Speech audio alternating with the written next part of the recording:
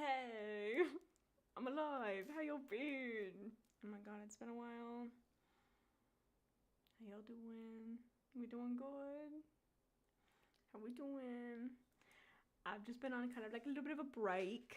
Took a break.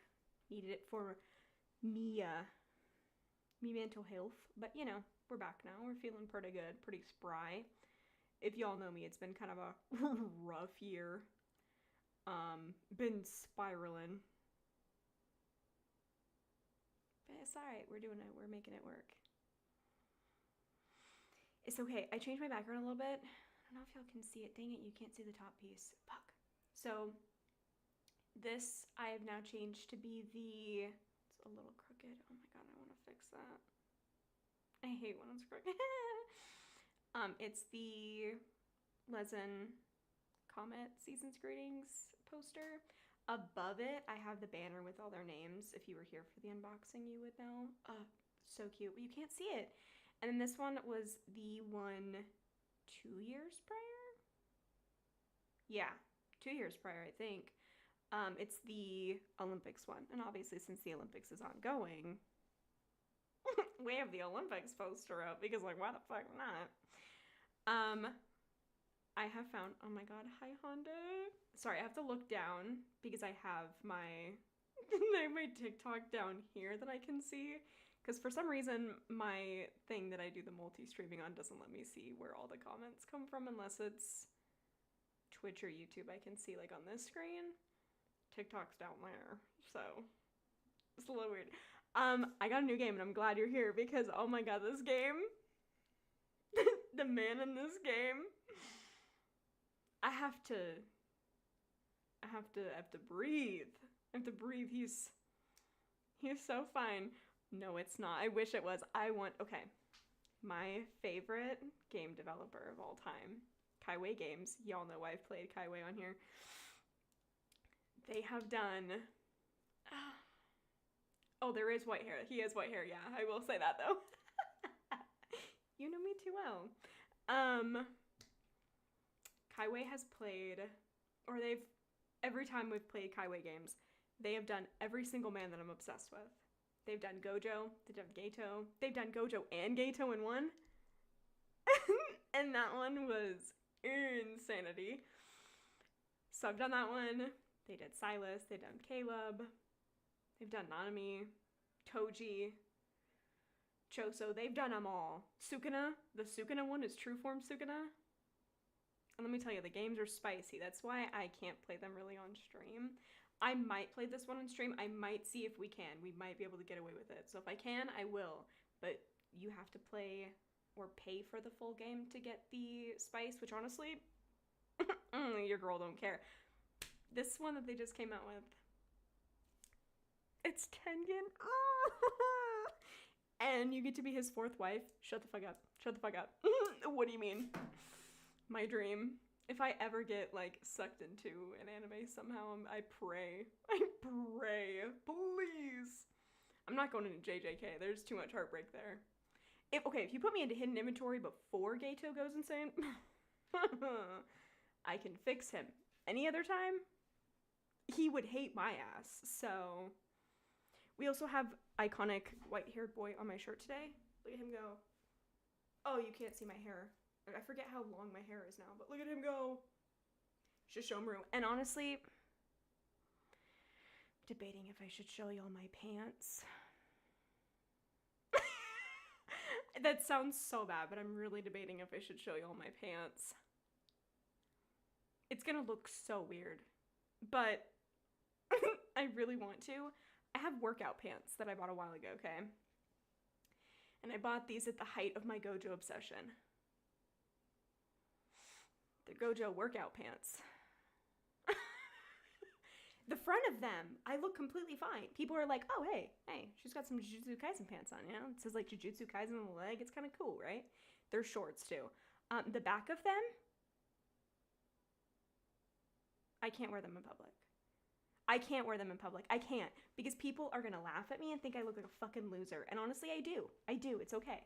Hang on. I might just show y'all. I might. Not I'm me getting a notification. Some of the comments in this live were filtered.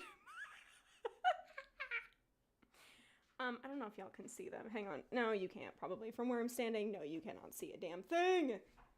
No, you can't. Motherfucker, I'm gonna have to step back farther. I don't want to just like, hey, look at my butt. But I would show y'all. Hang on, let me find them. Let me find them. I'm gonna look them up. Because I'm wearing them right now. I don't want to like turn around and be like, hey, see my ass? That's not the kind of stream we have here. Okay, let me see. Because they're so good. They're so good. Was it my communist comment? I think it was. I think it was.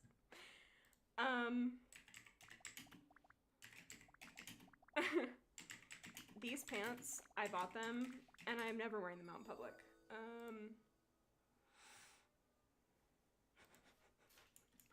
I've thought about it, and I'm like, oh, people are gonna look at me and be like, I found them. I found them. Okay. I found them.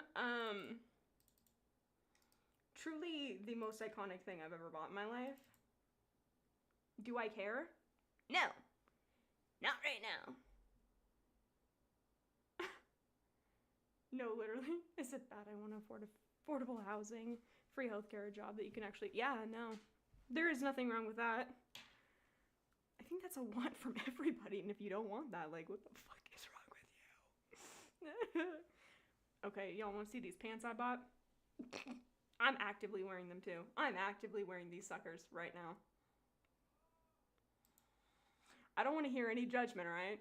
I don't want to hear any damn judgment. These are on my person as I speak. I am sitting on these right now. I own these pants. They are on me. And I couldn't find any other shorts to wear, so I was like, well, looks like I'm wearing the Grope and Gojo shorts. Hey. It was one of my best purchases, alright? And mixed with my baby girl Gojo tattoo on my thigh, it's really a great time. It's really, really, really a great time. So, these are what I'm currently wearing. I'm rocking these. He's doing the hollow purple. I cannot. So, there are my shorts for you. Today's fit, fire, dude. I really am, I'm living my best life. It is the most fire fit that I could find. And I'm sitting here like, damn, dude. I wanted to show off my shorts, but I don't want to get up and be like, hey, look at my cheeks. Like, that's not the stream that I do here, y'all. Not in my Christian Minecraft server, no. Even though have y'all seen those groups? I have unfortunately seen them. Okay. Are we ready for this, man? Oh dear God. I'm gonna throw up. I'm gonna flow up. Are you kidding me? Are you kidding me? I found him and I wanted to cry. And he's, from what I have heard, he's a little crazy. He's a little crazy. Y'all know me, that's like my fave. Yeah, dude.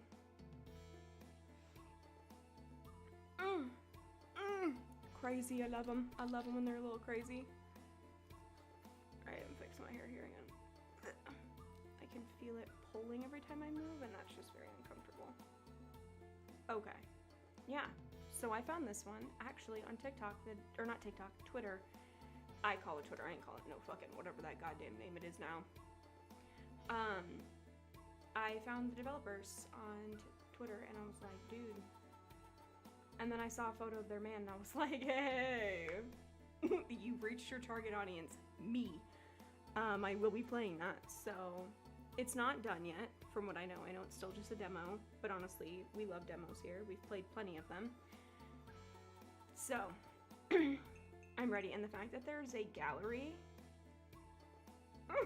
when there's galleries, I know that I'm gonna have a good time, because there's gonna be photos. I'm ready. Uh-oh. Characters with morally questionable actions. Well as romantic content. Hey. Hey. I'm here. Y'all have your warning now. Oh, God. Why'd you have to start with that? I'm sorry for everything I've done, and even for simply existing, but please remember this. Oh, good God. I will always be by your side, even when the chrysanthemum petals wither and turn to dust, even when our... Oh! Huh? Love is nothing but the broken pieces of our promise. Oh. Because no matter what happens, I will always belong to... Oh, this man already. Day one. Day one. How many days are there? Oh, I love chrysanthemums, dude.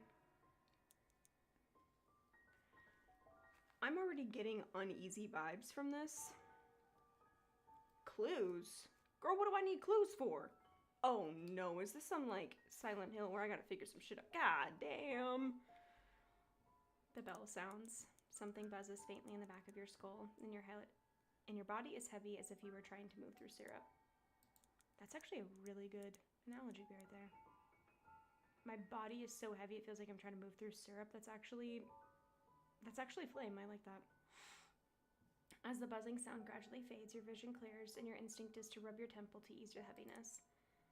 A bed. Where am I? Oh. Hey. I finally awakened.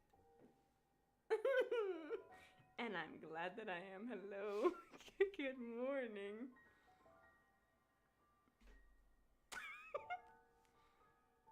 This is where y'all get to see me truly shine. This is my moment. I love my crazy men with long hair.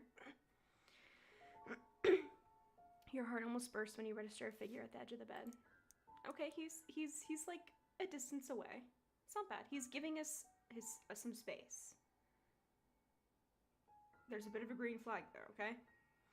He hasn't become a red flag yet. I'm assuming that it's coming. One can only assume, but you know.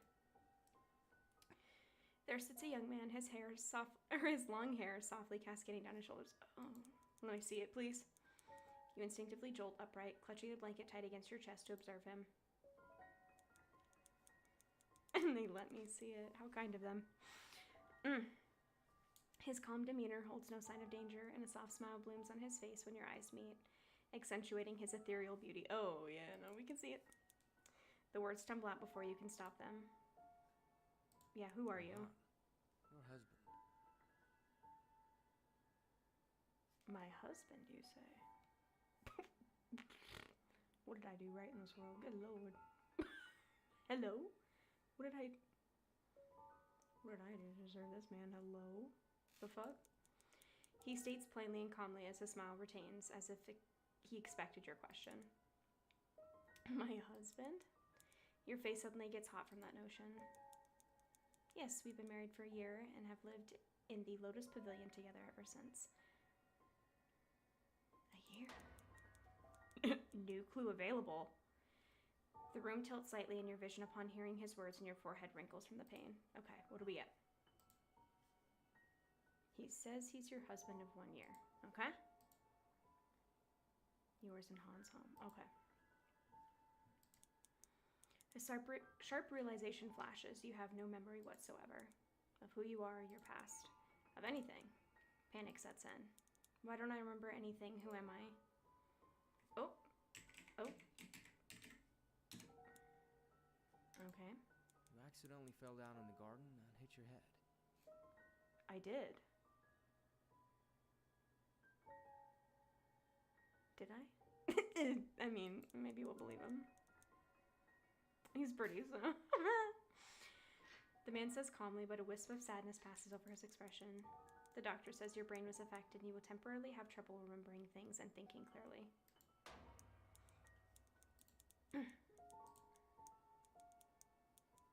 Oh, we look like a baddie, okay. But don't worry, the doctor says you will recover if you're well taken care of. I expected you to be out longer, but now since you've woken up and can talk to me like this, I feel so relieved. Okay. I didn't realize there was voice acting, and honestly, I love it. You might even recover faster than expected. Let's try this. Do you remember who I am now?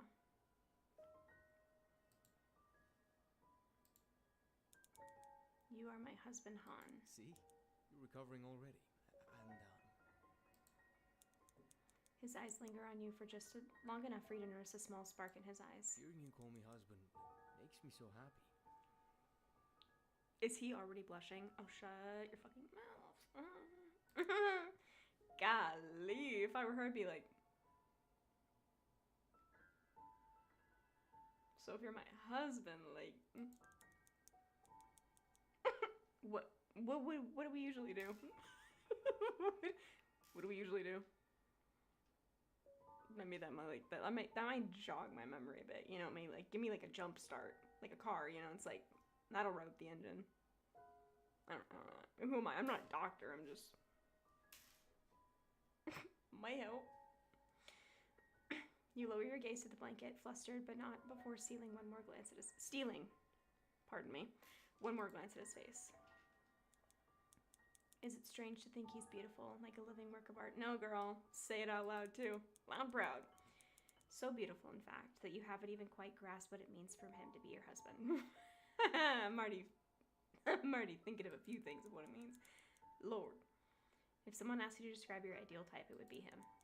Hey, so if he's not our husband, girl, you got lucky. That makes sense, doesn't it? You are married after all. And yet, despite the warmth blooming in your cheeks, you strangely feel calm in his presence. I know it's so confusing to suddenly not remember anything, but I promise you, I'll take good care of you. I bet you will, pretty boy. Han reaches out to touch your hand. We can let him touch it. Not even a second glance, man. Nope, he can touch my hand. Yep. For some reason, you freeze, letting his hand brush over the top of yours. The touch is cold at first, smooth, almost like porcelain, but warmth quickly blooms where your skin meets. Oh. He looks pleased by the gesture, just from a hand touch? Oh, pretty boy, you got... I'm so grateful you trust me. You could swear there's a glimmer of moisture in his eyes that makes your throat go dry. Oh. Nervous, you change the subject. When do you think I'll recover enough to go outside? Outside?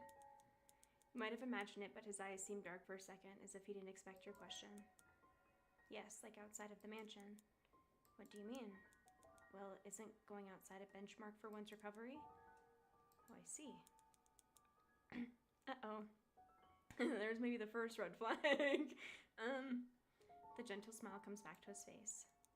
You will need more time to recover before doing that, but even when you gain your full recovery, it's just... He hesitates. Even before the accident, you didn't like going outside. You said you would rather spend all your time in our mansion. That seems a little unnerving. But hey, who am I to judge? Who am I to question this man? I didn't like going outside. You desperately squeeze your brain, trying to dig up any memory of who you are, and find none. Disappointed, you let out a soft sigh. Seemingly noticing your grimace, Han offers a sympathetic smile. But don't worry, if you want to go outside, I'll make sure you will recover fast enough to do so. Even though his words are comforting, something about the idea of going outside... Excuse moi. The idea of going outside stirs a strange curiosity, like a switch has been flipped in your mind. You will? Of course I will. My priority is to make sure you're happy. Yeah.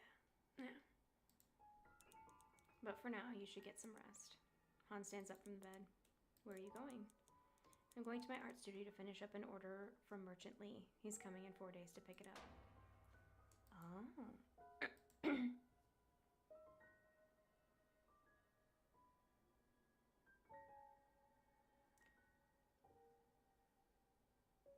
See, I would have thought the merchant would have been like some old man, not like this, Oh. Art studio. Yes, I'm an artist. I accept orders from all over the country, calligraphy, painting, and my favorite, ceramic making. You're not sure why, but you blurt out the first thing that comes to your mind. You must be very talented. Without realizing that might sound like an empty flatterer, you bite your lips. I'm sorry, but I don't know what your art looks like. I just mean I have a feeling that you are good at it. But instead of a wary expression you expect to fall on Han's face, all you can see is a light shade of rose rising over his cheeks. You think so? That makes me very happy. I'm going now. If you need anything, just call me. He looks back before stepping out of the door. I hope you'll be easy on yourself walking around the house. The garden is slippery this time of year when it rains often, and his eyes linger on you for a second. Please don't come into the studio. There are a lot of broken ceramic pieces. I don't want you to hurt yourself. Ooh. See, that's even more of a red flag to me. Why don't you want me coming in your studio, bud? You know? Okay. Han softly closes the door. You sit on the bed, your mind still overwhelmed by all the information you were just fed while listening to his footsteps fade into the background. I have a husband. I lost my memory by falling. You mumble those facts quietly as if you're still trying to register them. It's logical for you to rest and accept those facts, as Han is your husband and he seems so caring and perfect. But there's a voice in the deepest part of your brain, though very weak, whispers out that you should be curious, that you should restore your memory. I mean, that's not a bad idea, no. Maybe there's something in here that will give me a clue of my past.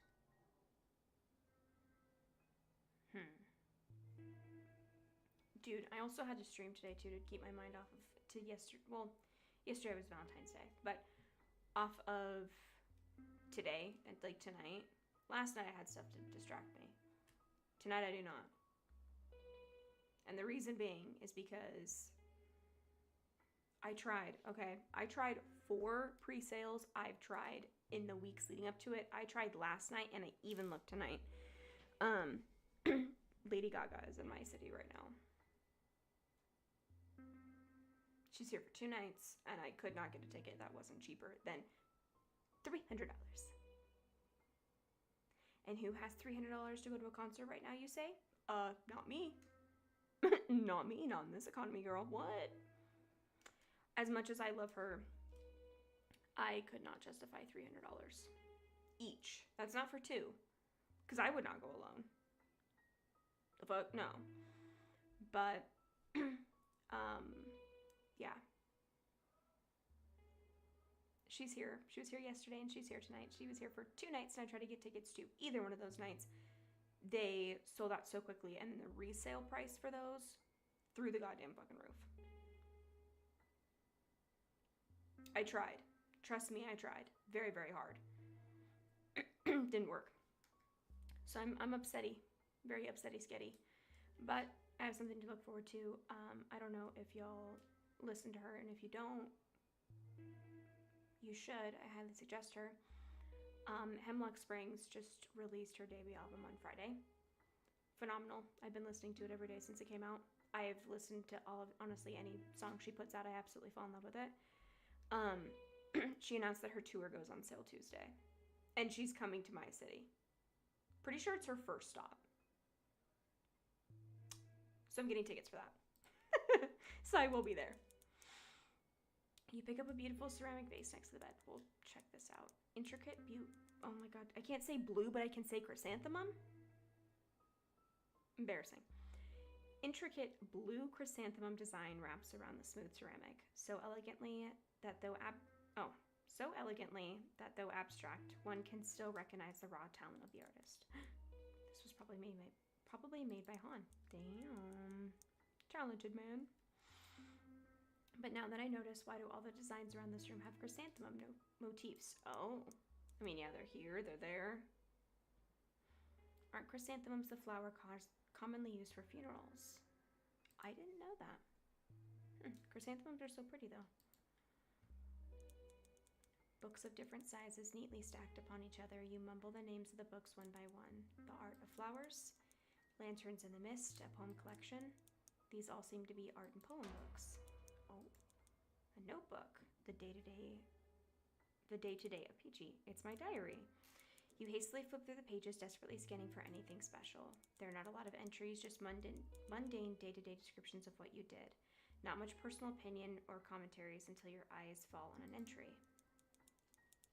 I told Han that my favorite flower was the chrysanthemum, and today he surprised me with a garden full of them in our backyard, planted in secret, all by himself. For that, I thank the gods for blessing me with such a loving husband. Oh. Your heart feels warm upon reading.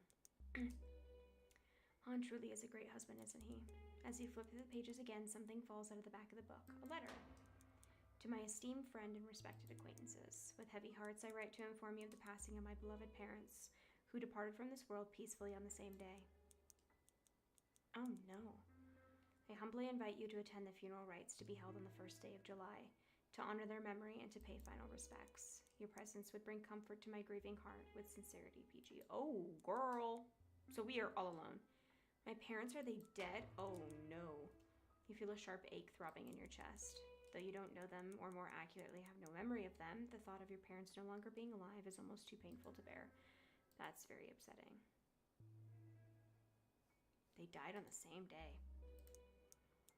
It's as if your body still remembers the grief your mind has forgotten. You sit there in a daze, lost to those thoughts and feelings until something starts to tug at the edge of your awareness.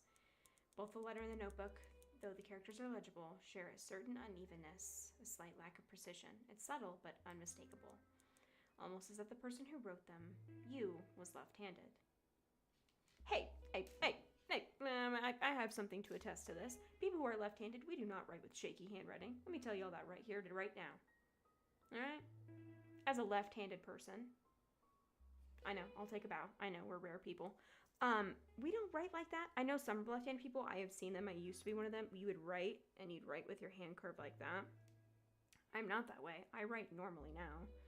I mean, I don't have, oh, I do have a pen right here. Like now, like, I write, like, normally on a paper. Do you know what I mean?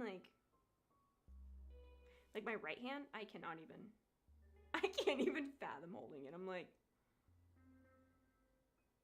no. Yeah. See? We adapt here. This is good. Maybe? No, that feels so fucking weird, dude. Here it feels completely normal. I feel so in control. Here I'm like, what do I do? Caveman hand. But yeah, no, I don't write like that. Come on, now. I know some left-handed people do have weird handwriting. You look down at your hands, but I feel like I'm right-handed. Strange. I'm not, but I guess she is in the story. Also, left-handed people were more creative. So we use a different part of our brain, so we're a little bit more artsy-fartsy, so it kind of makes sense if it was written by Han, who does art and all that other kind of work, is a lefty. A fellow lefty! I know very few lefties in my life. I mean, not in my family, I guess. Like, in day-to-day life. There's very few people who are lefties around me. But, like, all the women in my family, for 3 generations, we've all been left-handed. So, it's pretty cool to think about that, but, you know. What are we, right-handed?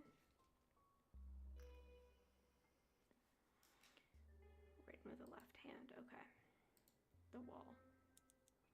Chrysanthemums. You take a closer look at the artwork lining the walls. Paintings and calligraphy scrolls of various sizes are carefully arranged and adorned with elegant decorative touches. I feel like we're gonna need these numbers right here. They wouldn't put that so clearly if I didn't need it. Most of them feature chrysanthemums as a central motif. But wait. Tucked into the corner of a striking red scroll, you notice something unusual, tiny markings that don't resemble poetry at all. There we go. These are numbers. You murmur the digits aloud, trying to piece together as you read.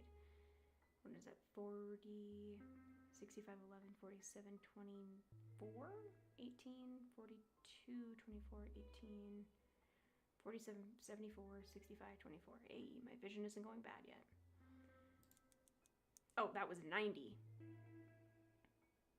Whoopsies.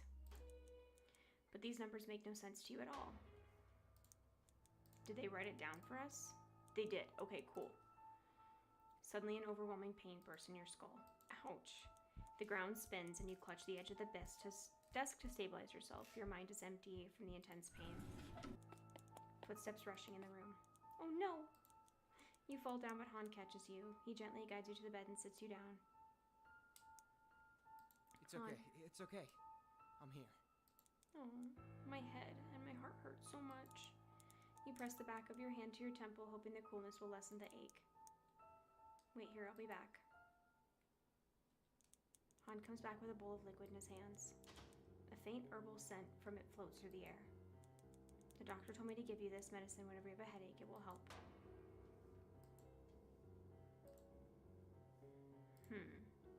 Headache medicine? Yes, based on the prescription, I bought the ingredients and prepared it myself. I want to make sure that you have the best care. You should take it before it's cold. You hesitate, eyes fixed on the bowl. Smoke still rises steadily from it, curling into the air and clouding the space around it, much like the way your thoughts fog your mind. Pushing the ache aside, you give in to your curiosity, drawn to the clue you've just uncovered. Oh. The handwriting. The writing on the desk. There's something wrong with it. What are you talking about? Han's face remains calm, too calm. Oh, I don't like the way the music just jumped like that. We're fucked. His soft smile still blooms gently like it always does, unchanging, serene. And for the first time, it makes your skin crawl. That smile. Why does it sort of feel out of place now? Oh no, we should have asked about the parents. Fuck! The headache presses deeper, like a vice tightening against your skull. It makes it harder to think, harder to stay grounded. They were written by someone left-handed, but look at me, I'm right-handed. You lift your hand instinctively, almost as if to prove yourself. The pen felt natural in your right hand. You were left-handed before the accident. Perhaps the damage caused... That's not true. You snap, cutting him off before you can finish. Oh, he can finish. You don't even realize how loud your voice has gotten. The words just burst out, raw and sharp. No accident can change someone's natural writing habit. Not like that. Not something so deeply ingrained. Uh-oh. Oh no, this is about to get nasty. You rise from your seat, your movements sudden, your breathing shallow. You can feel your heartbeat thudding in your ears. I don't know why you're lying to me, but I don't feel okay here. I'm going outside.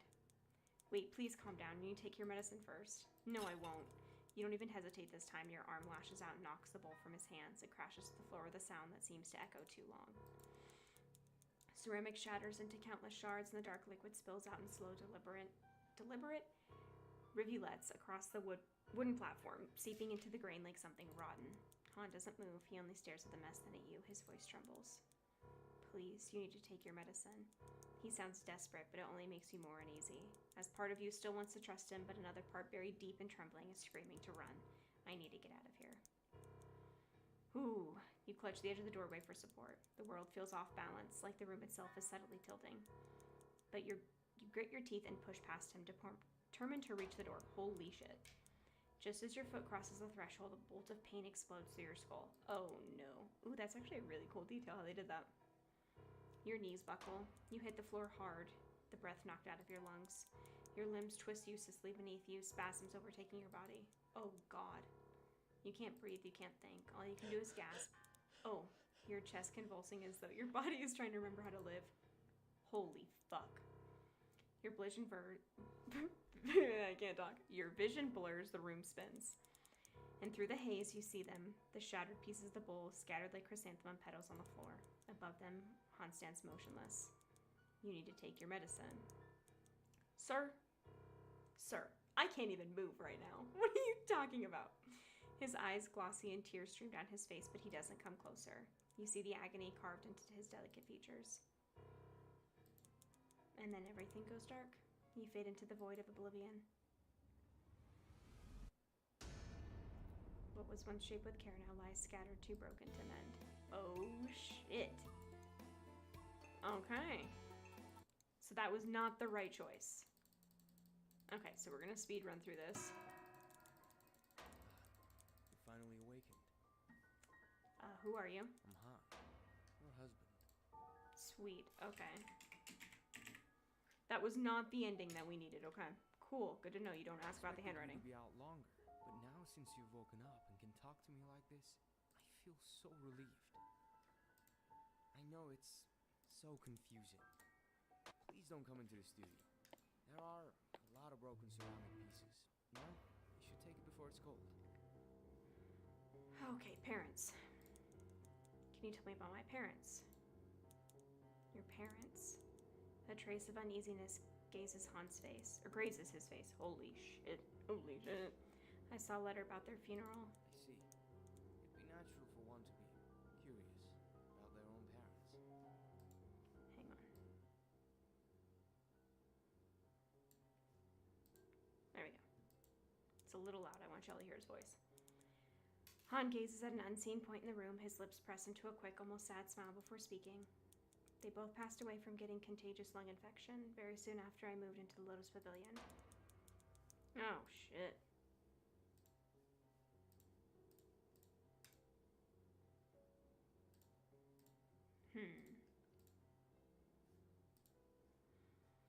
You moved to this mansion? Does that mean it's not your family's?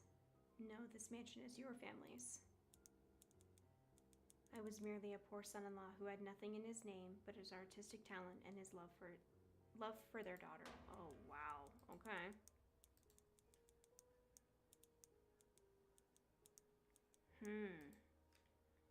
Han brings his gaze back to you, and in them burns something fierce, something between tenderness and desperation. You gaze downward. Living with living with one's wife's parents is not a norm, and is usually looked down upon in your society. I know what you think. It might not be the most socially acceptable position for me to be in, but your parents treated me with nothing but kindness, and I viewed them as my own parents. When they passed, us both were devastated. But Han smiles again. The spark in his eyes persists. That's why we were so close. We only have each other. You and me. Us. Here. The you and me being in red is a little frightening. It's a little unnerving. Sir? Now that you know about your parents, would you like the medicine? Or would you take the medicine? He picks up the bowl from the desk and stirs the liquid with a ceramic spoon. You notice quickly that there are chrysanthemum motifs even on the spoon. Right, the headache. I wouldn't want you to suffer pain. You obediently nod. Han brings the spoon up to your lips. The warm liquid fills your mouth and runs down your throat. Your tongue involuntarily savors the bitter taste and the hint of sweetness. And he was right. The medicine quickly replaces the throbbing in your forehead with a feeling of ease. I hope you feel better now. It's getting late. You should go to sleep. Go to sleep. You glance down at the mattress and the realization hits you. You two are husband and wife. Don't husband and wife share the same beds? Your face flushes with heat. The bed. Oh, that. Han's face also flushes with a rosy shade, but he quickly smells and waves his hand. Sir? Don't worry about me. You and I shared a bed, but for your comfort, the bed is yours for now. I will sleep in the studio. You will? Is that all right? Of course. I promise to make you feel as comfortable as I can. Right? All right, King. Yes, you did. Thank you. Of course. Anything for my wife. Good night now. I'll see you in the morning, alright? Alright. After Han leaves, you spread out on the mattress, letting sleep take over you. The smell of herbal medicine still gently weaves through the room. Are we gonna wake up to him being like, nay? I knew it. Your peaceful sleep is disturbed by a faint creak. What's that noise? You blink awake. A heart ticking a little faster. Good lord. Another sound follows, a soft groan of wood. Ew. The door is being opened. Slowly, just a crack. You stay still, listening. The darkness stretches thick across the room, and you can't see past the doorframe, but you feel it. That prickling weight of being watched. Ew, I fucking hate that feeling.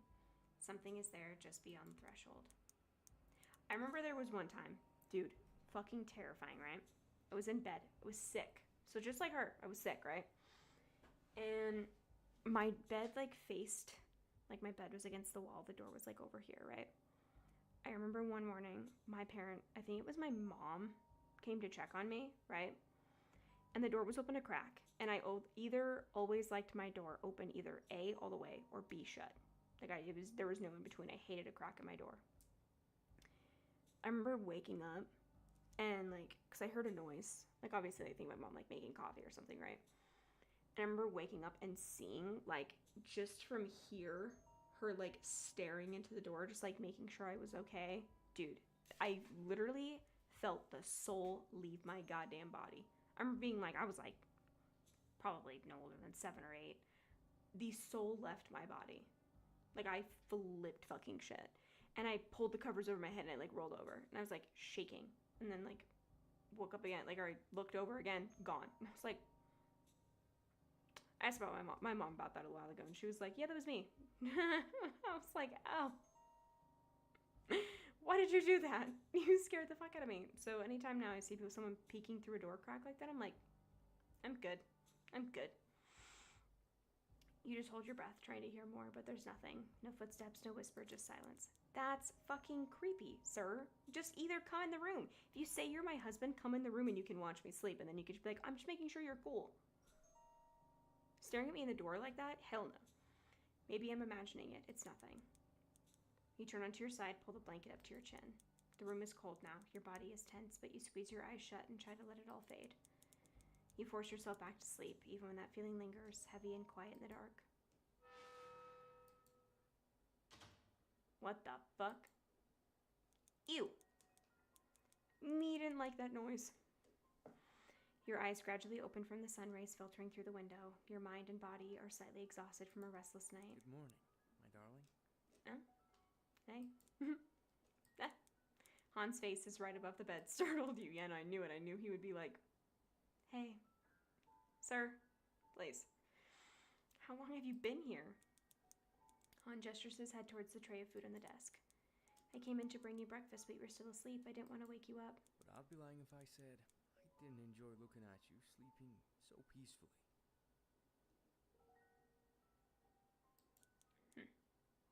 Heat rushes to your cheeks. Yeah, I'd be like, He was watching me sleep. Now would you eat your breakfast? I made it just for you. Thank you. As you watch Han reaching for the hot steam bun, you suddenly remember what happened last night. Hey, I couldn't sleep much last night. Something strange happened. What strange thing? I think someone was watching me. I was asleep and suddenly heard someone open the door. Han still peeling the paper from underneath the steam bun, smiles at you nonchalantly.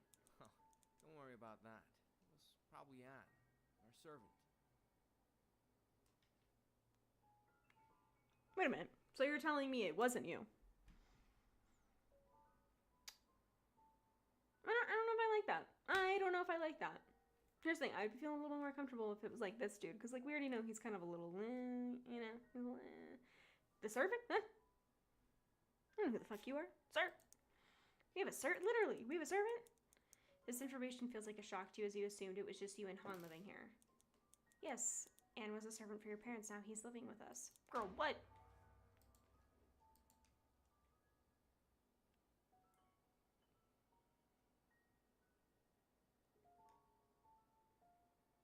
I won't say anything, but I love a man who looks like he hasn't slept in 10 years.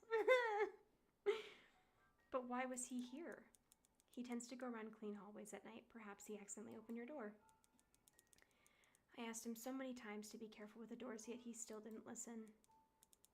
A hint of annoyance passes Han's face, but it's quickly replaced by his returned joyfulness. But don't worry, I'll tell him again. No one should disturb my beautiful wife's sleep. Now eat. Oh, he's gonna be like, you knock that fucking shit off if I ever see you do something like that again, I swear to God.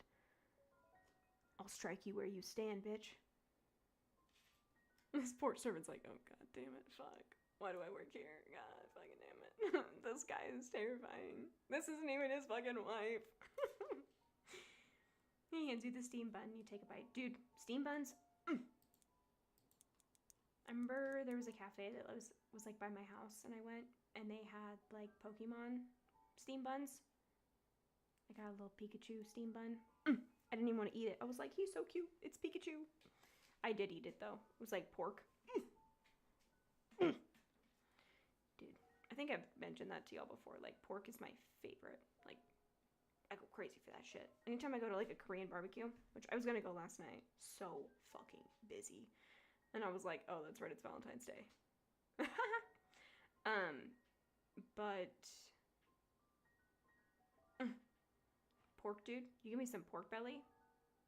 I got pork belly elsewhere last night, but I didn't make it myself, so it was like, but it did like almost like melt in my mouth, which I was like, I hate to say they did a good job. I just like doing it myself, because there's one that I go to that they always play A, the best music, B, their servers are always fucking phenomenal, and they're so kind and so sweet. Atmosphere is just totally dope. There's usually never a wait, and they always play fucking anime on all of their TVs. The last time I was there, they were playing Hunter x Hunter and JoJo's. Yeah. Oh my god. Hey, Mimi, I didn't know you were here. Hawaiian bulgogi. That is what I always get. Yep. I get the Hawaiian pork bulgogi. My favorite. And they always know. They always know. They come over and they're like, hi. And they're like, you want more? I'm like, yes, give me more. It's like an all you can eat. It's like $30 a person, dude. You can't beat that. I could sit there for hours. Took a late shower. Yeah. I sit there, I'm like, I could eat this all day. I could be here all day. You got JoJo on this TV. You got Hunter x Hunter on this TV. And then one time we went and they had One Piece. I was like, oh, and then Sailor Moon. They were playing Sailor Moon that one night too. And I was literally like, letting my like meat burn on the grill, just like for how good Sailor Moon was. Like, I've watched it in so long. Oh my god, were you here earlier to see my shirt?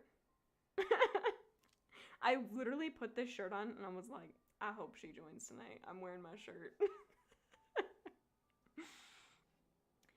There's something chalky about the texture of the bun, but you were still able to force it down. Okay, so there's something in the bun. God damn, there's something in her medicine. There's something in the bun. We got this weird-ass fucking servant that's looking at us. Dude, no. There's no need to be rude about such a thoughtful gesture from him, cooking for you and taking care of you. Since Girl. you finished eating, would you like to go to the garden with me? Yeah. Let's get out of here. Let's get out of... Okay, so first he said we're not allowed to leave. Now he's like, you need to get fresh air.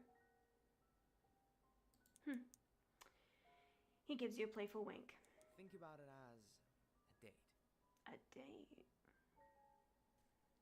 A date? I mean, not a date? Of course, no pressure though. You can decide if you want to go on a date with me or go around the mansion on your own if you wish.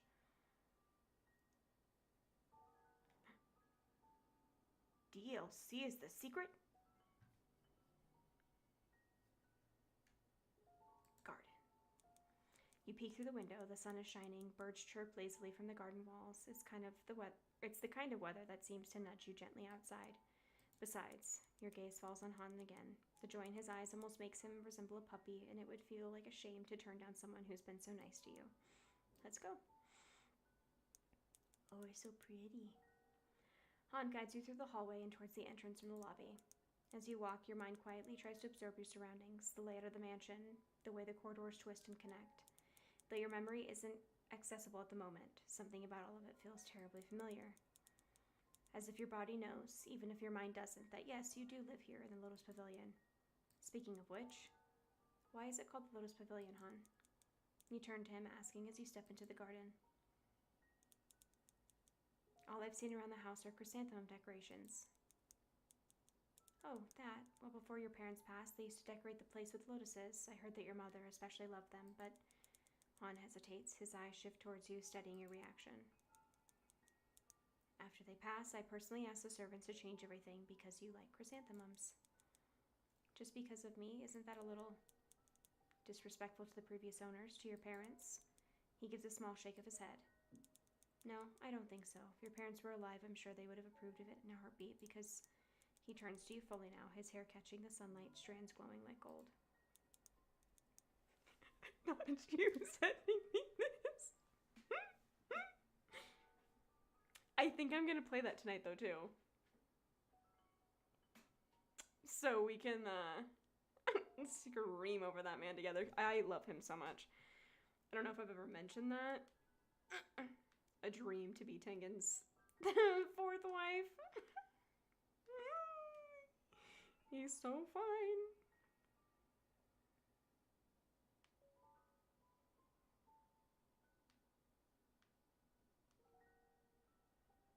He's just so fine for no reason.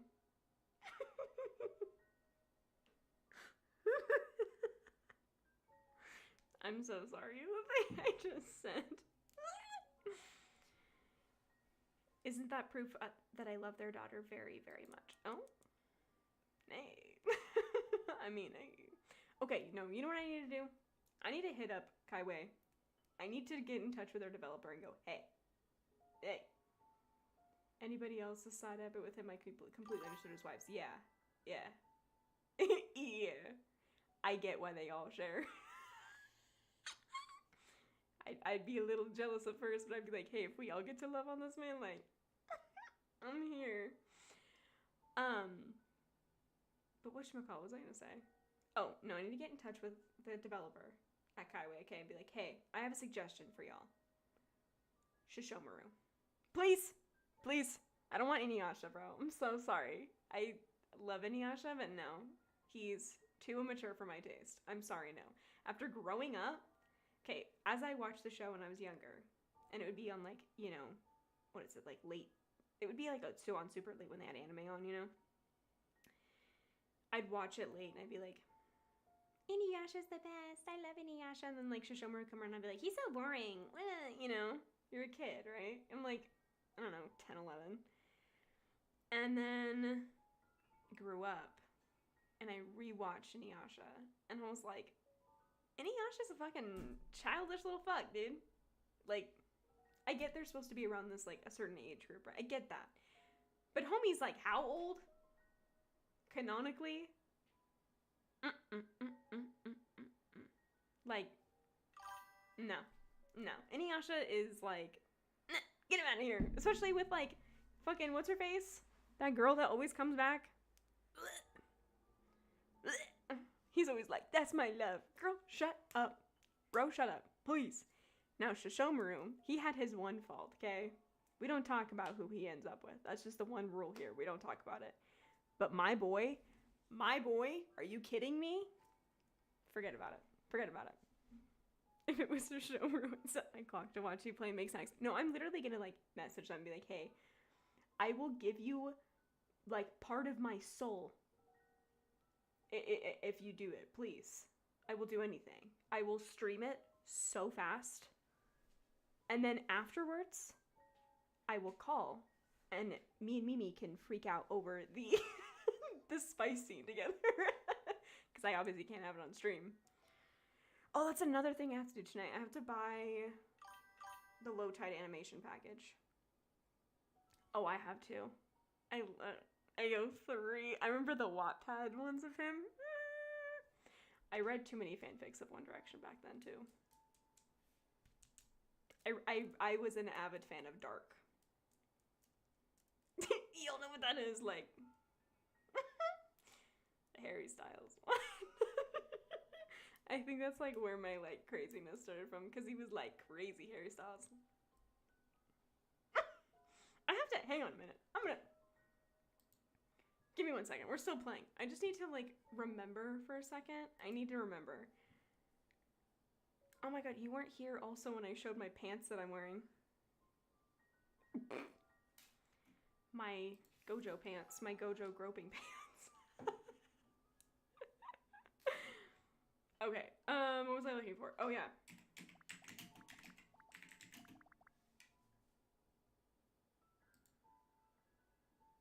Yeah, yeah.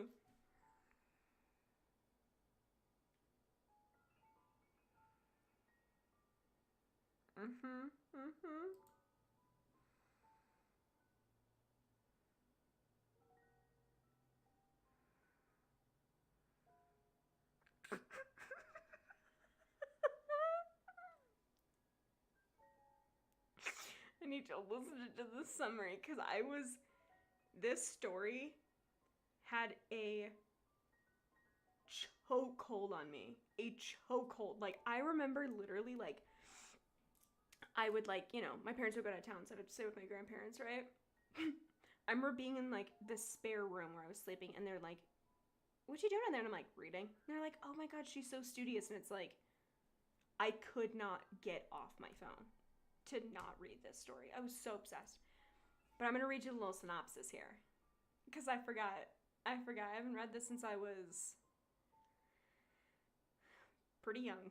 I think it was before high school, honestly. This is the dark synopsis. I remember they tried to make a movie of it.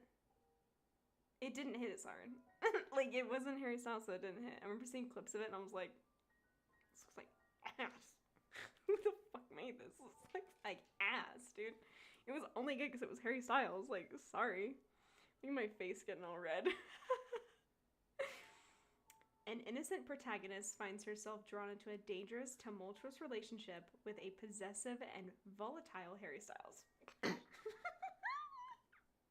who is portrayed as a toxic bad boy. The story explores themes of obsession, gang involvement, and intense emotional conflict, often blurring the line between love and fear.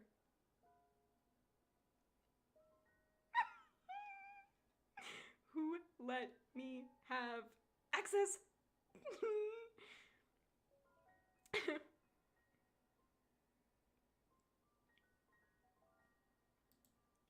Is it still up? Oh my god.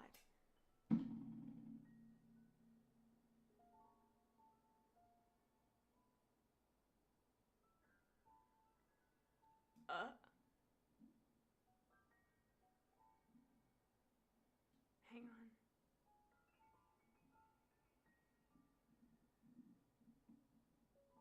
on. I am... Dude, no, I know. I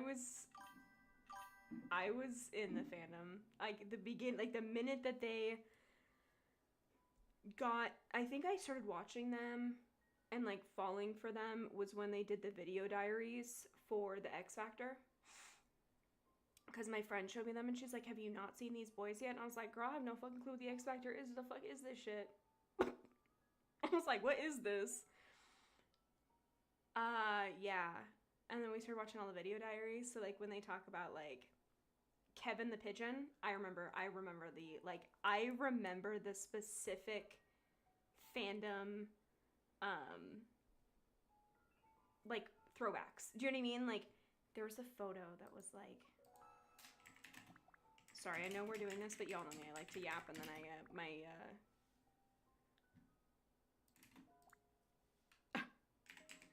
y'all know me that I, have the ADHD brain.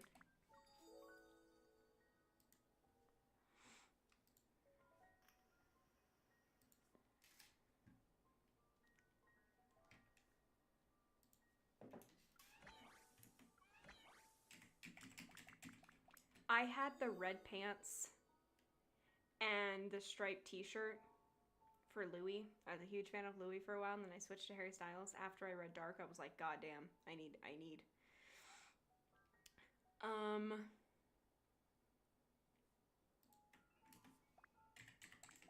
It was like... Oh my god, yes, here we go. This is the photo that I remember. Oh my god, holy shit. Yeah, Niall really liked Nando's. Liam was afraid of spoons. They had a pigeon named Kevin. They always reference, dude, I remember all of these. I remember all of these. Are you kidding me? Holy shit.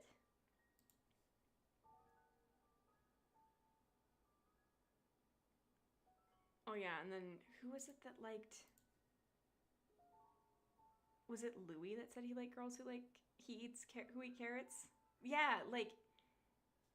Oh my god, the potato. Dude, stop. This needs to quit. I remember this and it's bringing back really bad, like, memories. I had a blanket of One Direction. I had life-size posters of Harry and Louis on my fucking closet doors. They watched me as I slept. My friend had a One Direction cake for her birthday. God, if she ever sees this, she's gonna be like, holy shit, dude, you remember this? Oh yeah, I do. Trust me, I do. She had a literal photo printed up. It was like fan art of them. And we each got our own slice of the guy that we liked the most in the band, right? She got Harry Styles. I got Louis. I literally took, it was like fondant. It was made out of like fondant, you know what I mean? It was like printed on there. This is how bad my obsession went at my young age, okay? This is like lore here. I got my little piece. I peeled it off the cake. Scraped off any of the icing, right? So I left the fondant, because fondant lasts for a while. I like wiped it up. I cleaned it up real nice, right? I put it in a sandwich baggie. Folded the back of it so you just saw like the thing, you know? I hung that on my wall. I remember saving up allowance. my allowance to go to the local goddamn Albertsons to get Tiger Beat. Y'all remember that shit? Y'all remember Tiger Beat? I do. And they always had posters inside. I would buy the magazine just to get the big One Direction posters. I'd spend money to get the expensive or like more expensive magazines so I could get the bigger posters of One Direction on them. And I saw that Harry is touring again, but he's only doing New York. Which I would go, but I'm not gonna go all the way to New York. Sorry. I don't have New York money. But yeah. I did see them live once. I saw the Midnight Memories tour. I literally cried when I got the tickets. Cried. Like, I have a photo of me that my mother took because she got me the tickets as a surprise for my birthday. Of me, full braces. Horrendous. Literally getting the tickets and screaming. The photo is me mid-scream. It's crazy. There's also photos of me where I had bangs like this. They were just more like, I tried to have the cute Selena Gomez wispy bangs. Y'all know what look I'm talking about. Y'all know what look I'm talking about right now. I tried so hard to emulate that look because I thought it was so cute. Like me holding up a One Direction blanket. I had the Barbie dolls. Yeah. It went deep, okay? It went deep. I'm just reading a part of it. Of Dark. Because I'm like, holy shit, dude, this is crazy.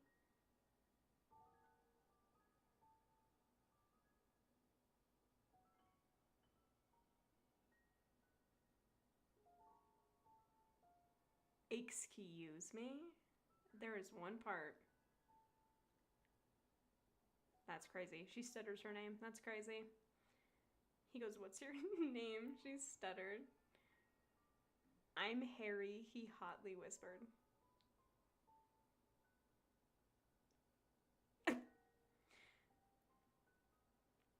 I almost want to do like a night where we just read this. This is crazy. I like you. He smirked. You are so innocent. I read this at my young age? Girl, what? Who gave her access? No! Oh. My God. He's groping her. He's actively groping her in the scene. What the fuck? She says stop. And he goes, I don't think so. We're gonna have some fun. Ooh, what? No! Like, that's not, no. Harry frightened me? Girl, what?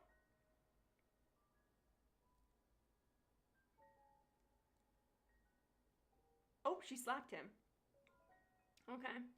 I can tell you're gonna be a challenge. I like that. Holy fucking shit.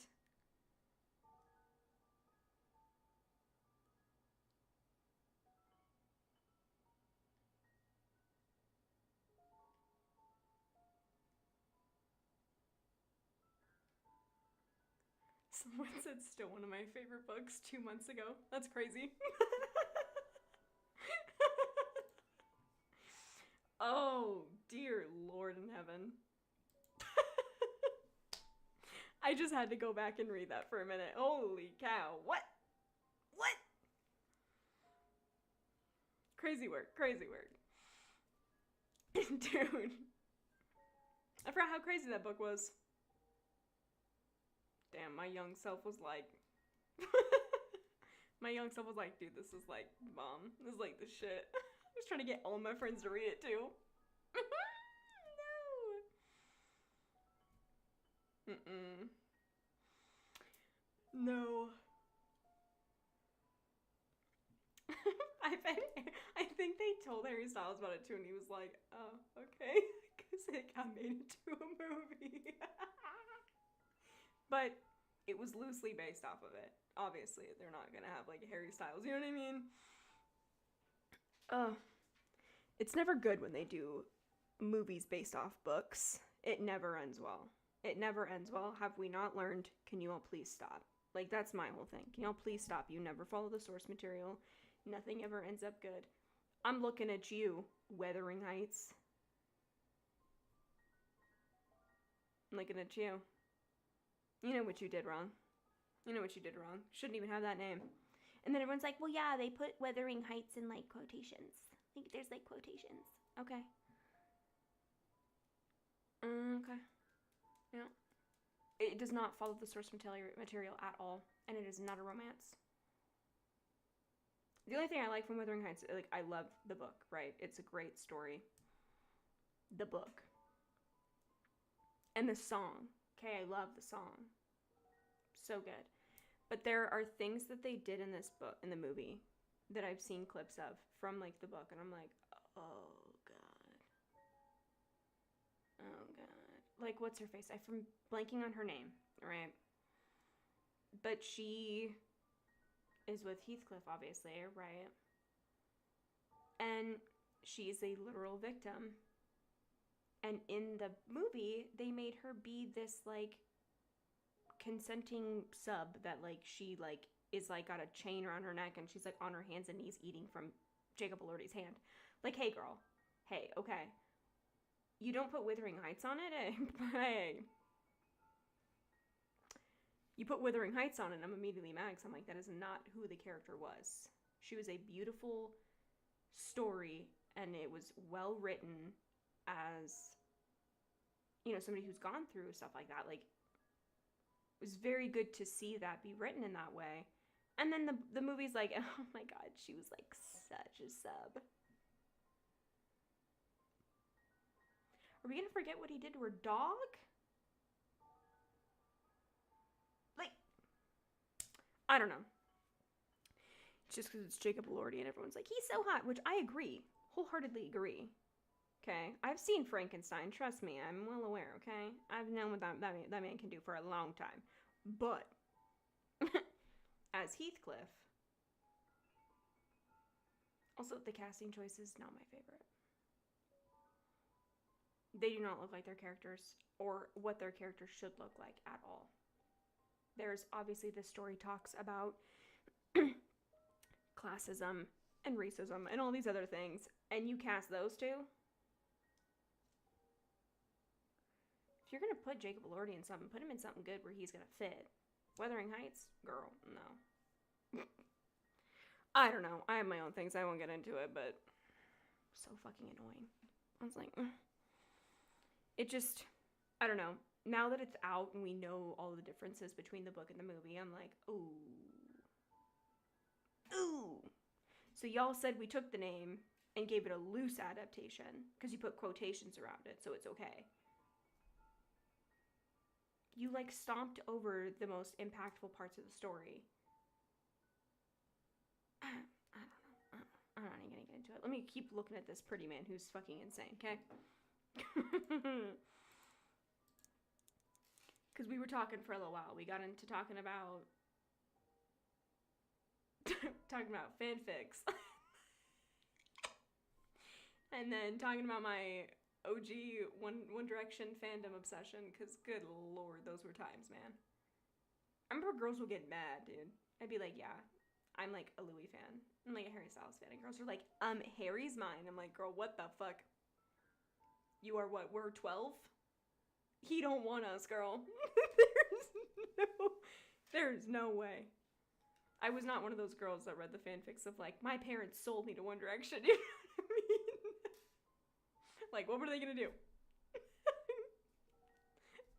People used to get so mad when he, like, the one thing I did get mad at was he dated Taylor Swift, because I fucking loathe Taylor Swift. That's the only reason I got mad, because I was like, I hate that bitch. I was the number one hater since day one. But any other times I was like, I guess. Like, I don't know, he dated a bunch of people and I was like, okay. Like, he's gonna see me up here in the goddamn nosebleeds where I look like an ant. He doesn't even know that I'm here. He doesn't even know I exist. I don't exist to this man, and I'm thinking he's gonna, like, see me and, like, put the spotlight on me and, like, pluck me from the audience. I'm gonna go backstage and we're gonna what?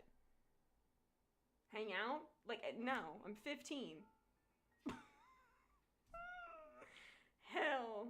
Hell, dude. Coming out of that, it's like coming out of psychosis. I'm like, holy shit.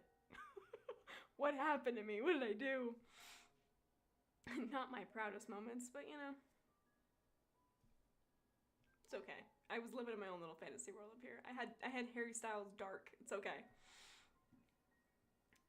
Okay, let's see what's going on. So we're talking about what? The flowers? Yeah. Your throat tightens into a small knot. You're not sure how to respond. And yet your chest flutters. Something in you recognizes sincerity in his eyes, whether you want to or not.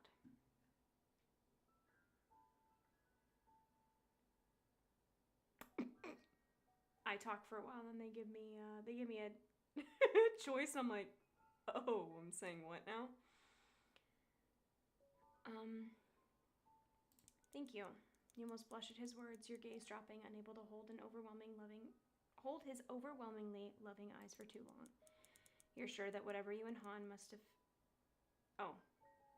had must have been something wonderful, judging by how tenderly he's been caring for you. And yet, your chest aches with the quiet truth that for now, all you can offer him is gratitude. Your memories are still lost and everything else remains out of reach. Sensing your unease, Han smiles softly. Please don't feel bad. You know I'm impatient. I'm not impatient. For a minute, I'm like, impatient. I'm not impatient for your memories to return. I cherish you no matter who you become, as long as you'll let me.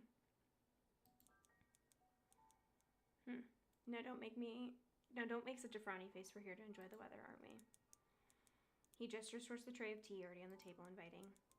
Steam curls into the air and its scent mingles with the scent of fresh grass. Ooh. You both sit down at the bamboo table and Han reaches for the teapot. Ooh. With practiced grace, he tilts it towards your cup with one hand while the other gently holds his sleeve back to keep it from getting in the way. Oh, so like he knows what's up. Okay.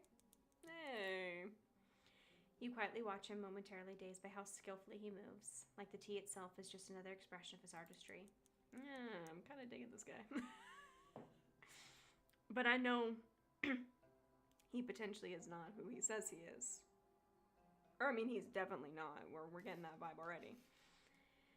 No different from the ceramics scattered beautifully throughout the house. The serene scene calms you. Before long, curiosity crashes into your thoughts like waves against a still shore. Han, would you tell me more about yourself? I want to get to know you. Me? There's nothing interesting about me, really. He says it casually, still focused on pouring the tea, not meeting your eyes. That's not true. You're clearly a talented artist. You must have interesting stories.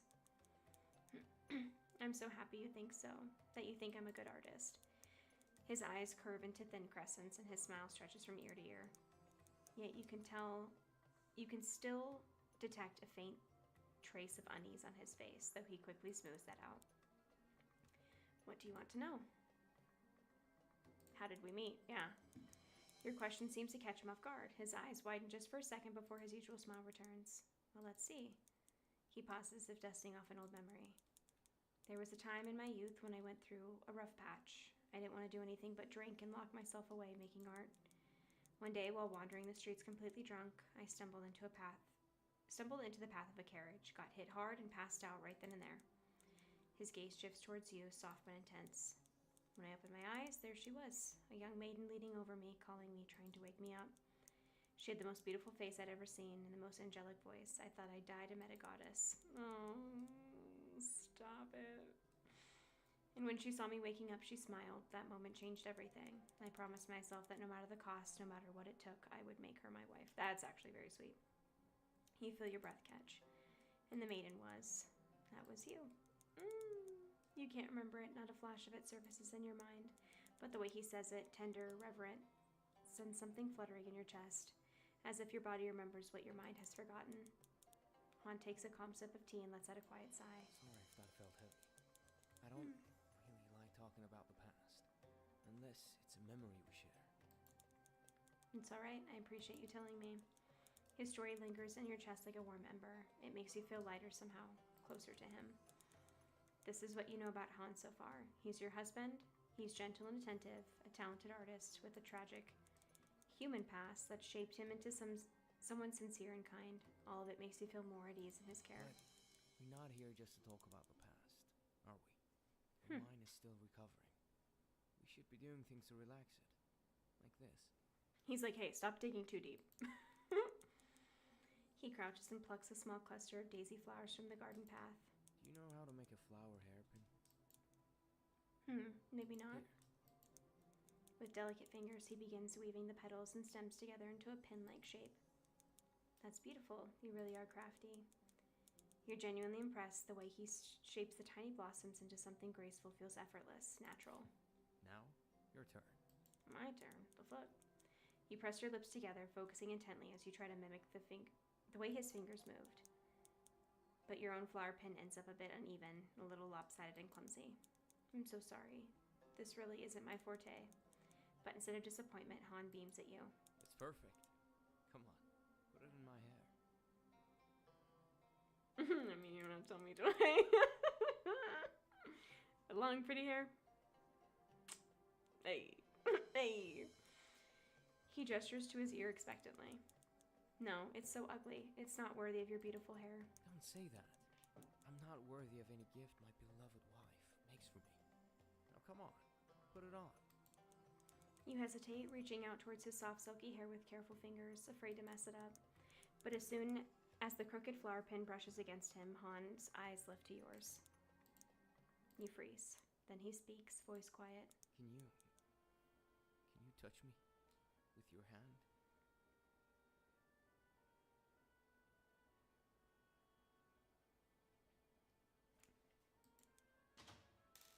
My pardon?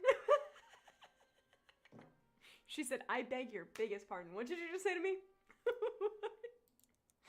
Your hand still hovers in the air, suspended, but the look in his eyes, soft, longing, and almost desperate, pins you in place. Oh, I love a desperate man. Oh, I love a man who yearns. Too good. I really miss your touch. Hey. Easiest decision of my life. His request, though sudden, carries a strange magnetic pull. You wonder, would it really hurt to touch him just this once with your bare hand? Okay.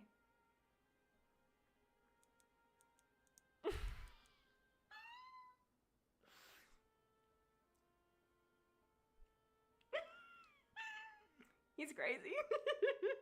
Golly! I knew it. I knew it to be true. This man's insane. You reach for his cheek and he leans into your touch, obediently, as if he's been waiting for this moment forever. The instant your skin meets, a shiver courses through your body. Hell yeah. Hell yeah. A fluttering sensation shoots up your arm, spreading down your spine, a rush caught between warmth and cold, making your heart pound uncontrollably. The golden rays of summer sun seem to linger on his face, and for a moment time itself feels suspended. Han speaks, his voice barely above a whisper. Thank you. I needed this so much. He leans in further, pressing his cheek into your palm as if trying to absorb your warmth into his every being. Time would stop right here. I didn't have to return to the studio. I mean, you don't have to. He gently nudges against your hand one last time, then places a soft kiss on your palm before slowly letting go. I need to finish my work, but thank you, truly, for spending time with me today. That was beautiful. A good choice indeed. Feel free to wander around the mansion. Just be careful, your body is still weak. I'll bring you some medicine later. Alright. With that, Han's footsteps fade into the background. You finish your tea and decide to walk around the garden. Oh, it's so pretty, what the fuck? This is where we live? Okay, money. Curious about the lotus pond, you step closer to its edge. So there are still some lotuses left in the mansion after all. The vibrant pink blossoms sway gently on the water, their colors glowing under the sun. You become lost in the sight until suddenly a creak breaks the silence. Oh, from across the pond something stirs. Your eyes snap towards it. Something small, blue and white, moving. Is that a doll? What the fuck? It scurries, jerky, almost unnatural, ducking behind the thick reed before you can get a better look. What the actual flying fuck? You instinctively move around the pond, trying to follow, heart racing. Wait. By the time you reach either side, it's gone. Nothing remains except the rustling of bushes where it vanished. He pushes at the leaves, searching, but there's no trace, as if it were never there. Panting, you look down at your hand. There's a smudge in your palm. dark, damp, almost like mud. No, it's not just mud. It's thicker, grainy. Clay. Does he make little... Oh, does he keep people in dolls? Oh, wait a minute. He kept all of her, like, family and all the other people and her parents and everybody in these dolls that he made. Hey. I'm doing the big brain energy. I am thinking real hard here. And I'm thinking we're putting it together. Hell yeah. I must have touched the ground at some point. No, girl. Should I go wash it off or continue to walk around?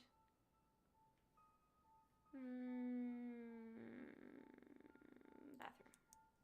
How unruly. I'm bothered by getting dirt all over me. You notice buckets of clean water readily prepared in the corner of the bathroom. Han must have prepared this for me. After filling the tub, you take off your clothes and submerge yourself in the water. The coolness envelopes you. Erasing the summer heat and the tension in your shoulders, you relax. In the corner of your eyes, you notice your shovel hanging on the wall. Why would there be a shovel in the bathroom? Yeah, why is there a shovel here? You shrug. Who knows? It would be too much to have things super organized all the time. You start scrubbing the clay on your skin with a loofah made from dried squash. But no matter what you do, the clay does not disappear. Oh! What the hell? You scrub harder, panicking. Get off me. You're determined to scrub even harder until the loofah scratches you and then scrapes you. Oh!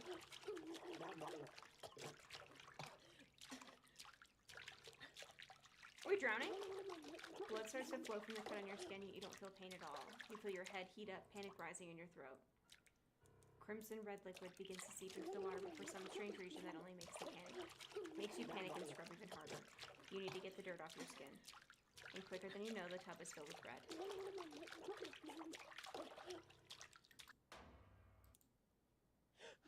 You jolt awake, gasping for air. The water around you is still clear. It seems like you were dreaming. You blink rapidly, heart pounding, the clay on your skin gone. No blood, no dirt, just your bare, clean skin. Is that a nightmare? You sigh deeply, pressing a hand over to your chest to steady your breath. Slowly you rise from the tub and reach for the towel. The fabric brushes softly against your skin as you dry yourself off, your fingers still trembling from the lingering panic. As you move to grab your robe, something on the wall catches your attention. Beautifully painted scrolls line the tiled wall. Their silk fabric smooth and rich with color. Detailed scenes of mountains, gardens in bloom, birds in flight, and elegant deer. It's backwards with the letters or the numbers. You step closer, eyes drawn to the bottom corner of each of the scroll. There in elegant calligraphy is a name. Your name. Again, it's my name. These paintings are beautiful. Even the calligraphy characters are neat, as if drawn by someone masterful. Were these made by me? Oh.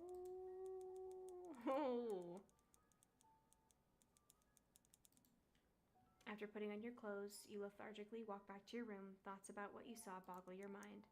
If those paintings you saw were truly yours, you must have been a wonderful painter.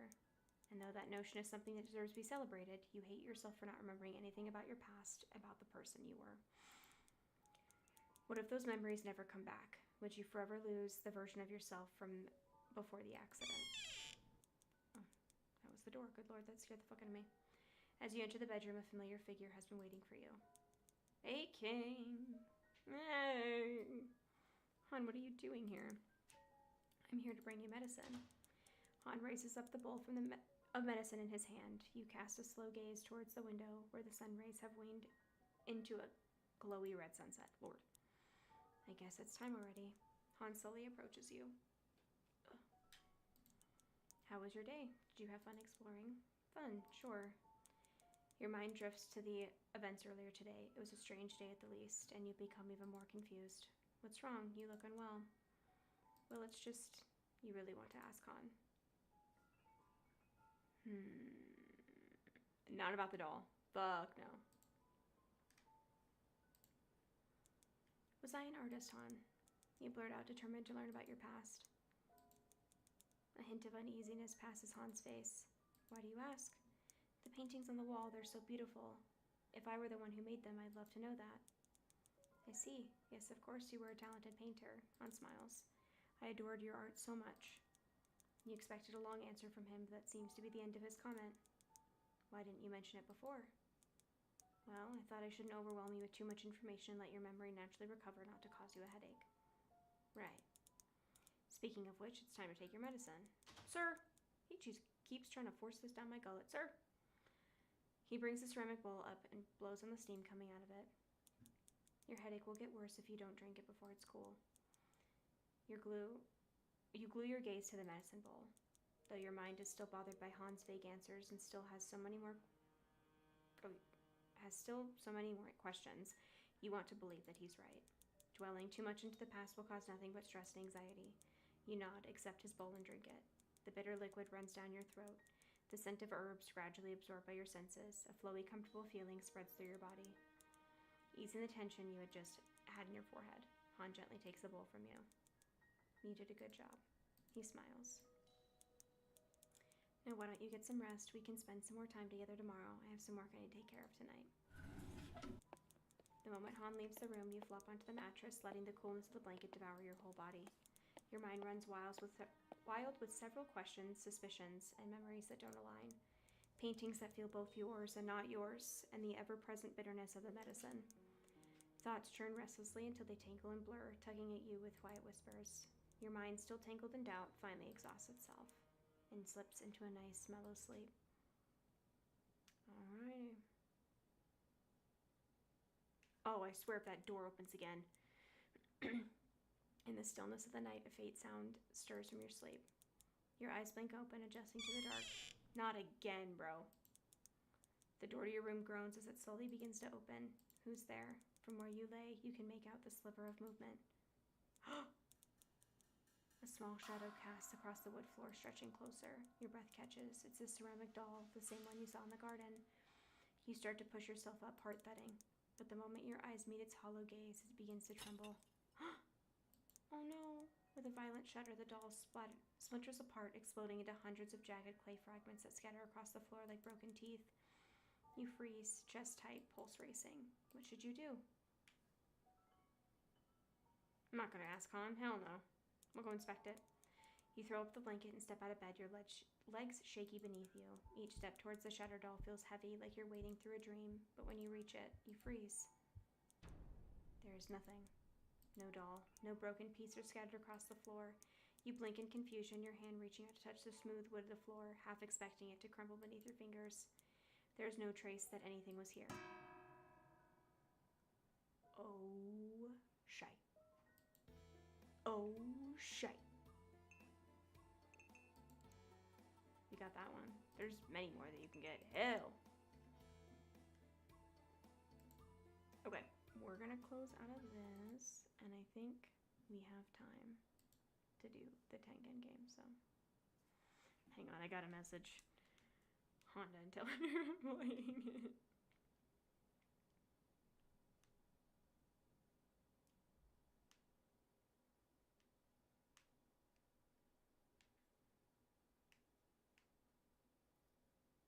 Maybe, I don't know if you're still here, but it's Tengen time.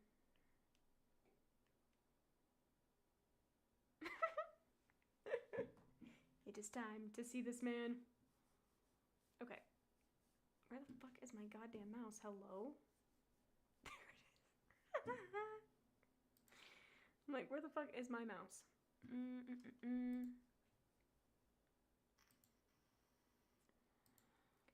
I'm so excited. Yeah, no, we've played all of them. Oh yeah, the Gojo one.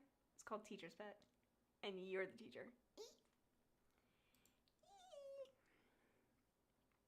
Oh, and they also did another one where it's Ghostface. You'll hear Obi out there. So they've done Ghostface, Tengen, Zane from Love and Deep Space, Caleb from Love and Deep Space. I'm waiting for the Raphael one. It's gonna be good. The Xavier one's gonna be crazy, I know that. Gojo and Gato. And it's called Before the Darkness Between Us.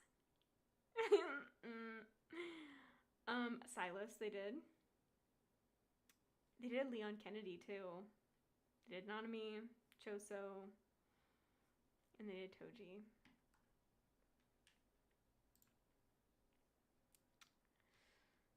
So we'll play the free version, okay? And then I'm going to buy the full version and play it myself. Because I always support their games.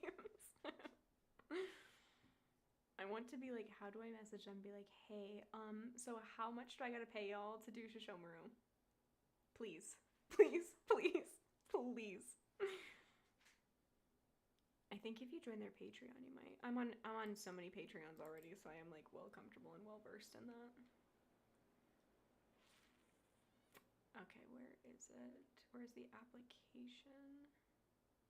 No.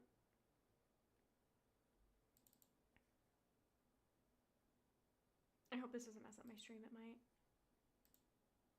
Nope. Okay, extracting files. Okay, cool. Sometimes it used to mess it up and like my shit would get all fucking weird on like this screen and then it would fuck up my stream and I'm like, bruh, no, please. I'm excited. I'm so excited. I got the notification today and I was like, Tengen? What are you talking about? I'm so excited. I'm so excited. I can barely contain myself. Or do we need to unzip it, right? Yeah. Extract all. Yeah. I don't know where it's at. Usually it shows me where it's at so I could just go straight to it, but hasn't done that, so we'll see. Come on, brother.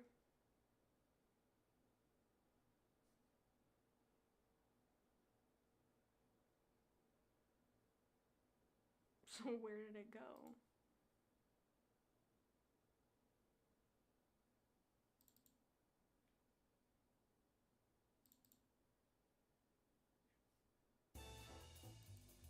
There it is. Dude, I'm so ready. I just saw his abs. Okay, hang on. I have to see when this came out.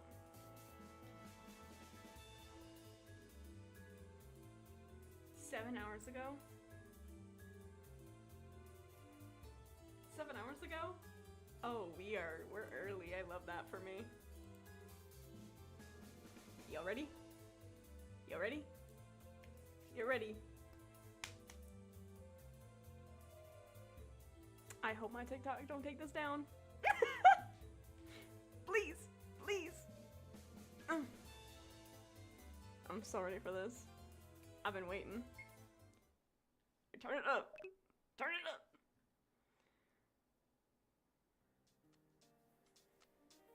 Hell yeah.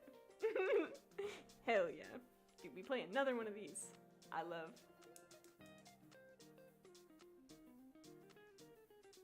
I'm so excited. I'm so excited. Hang on, let me...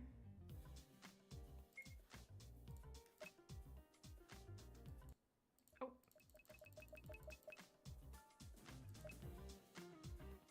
I'm so sorry.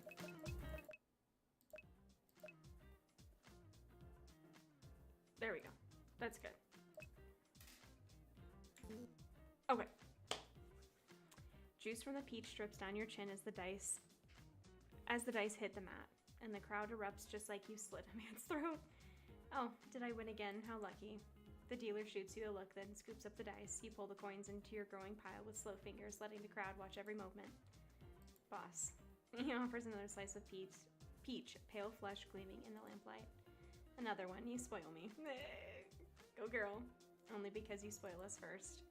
He slips it past your lips and another of your men works his thumbs into your shoulders. The gamblers shift uneasily. Some can't look away, others spit insults under their breath. What's a woman doing here? Shameless. Shouldn't be touching the dice. Bad luck. Their grumbling is the same every night, and every night you turn it into your theater.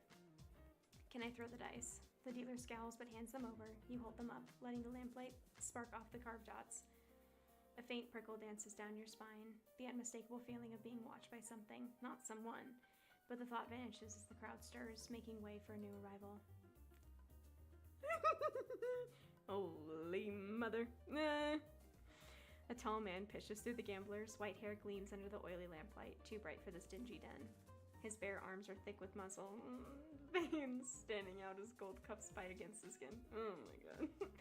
A jeweled headband glitters across his brow, throwing sparks into the shadows. Everything about him is impossible to ignore. I'd say. Holy mother. 3 women flank him, moving with him like they're part of his performance, their beauty only amplifying his. It makes you smile around the dice in your hand. It seems you're not the only scandal in the room tonight. You hold the dice close to Takumi's mouth without being asked. He blows his luck onto them, his warm breath touching your fingers. The crowd responds with a fresh insults mixed with nervous laughter. Just play already. At your age, you should have learned patience by now. Oh, clap back. Get him. Gasps ripple through the room, but they're swallowed by the crack of a bamboo cup as you throw the dice inside and slam it to the mat. Hard enough to make everyone jump, but not enough to hide the vibrations of the dice. The men shout their bets with wild energy, odd or even, coins clinking over the painted kanji on the mat. Every eye turns to you, waiting for your choice. Odd. The cup lifts to show the truth. 3 and 4. Odd it is. The room explodes into chaos. Men cheer while others curse their bad luck, but your coins find their way all the same. Find their way to you all the same. Whoops. Pardon me. Several players give up and leave their spots, but eager new faces quickly take their places. The white-haired stranger keeps coming closer, and the woman beside him flow with his movement, forming a living shield. A corpulent man shoves his way in, belly straining his robe. Ugh. Perhaps you'd be interested in a one-on-one game. You glance at him as Kaito presses another slice of peach to your lips. You must be our host. I'm just a lucky girl, but I'll play. His knees crack as he lowers down, sitting in front of you. He drops a stack of bills on the mat with too much flair, like the money's doing the talking for him. I'd like to raise the bet if you don't mind. I don't. You extend a hand behind you. Takumi lays bills across your palm. You don't count. You set them down beside with a soft thump. Even. Then I'll take odd. He grins like he knows something you don't. You've seen that grin before. It's always the same. It fades the same too. The dealer reaches for the dice. Just as he does, something glints in the air. A small jewel lands on top of your pile. I want in. Hello.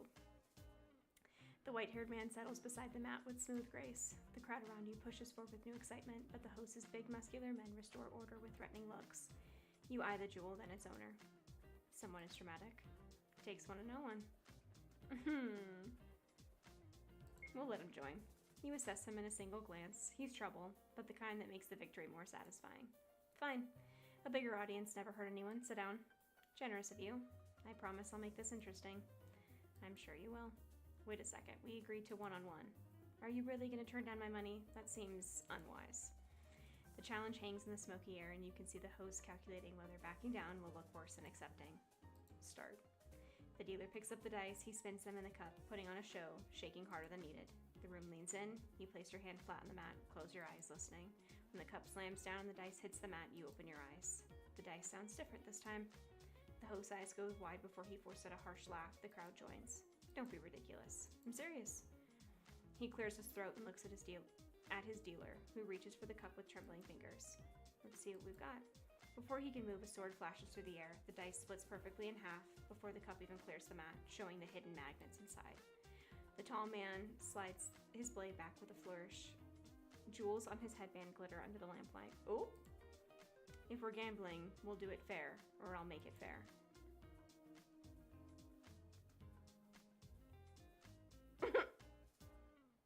I mean...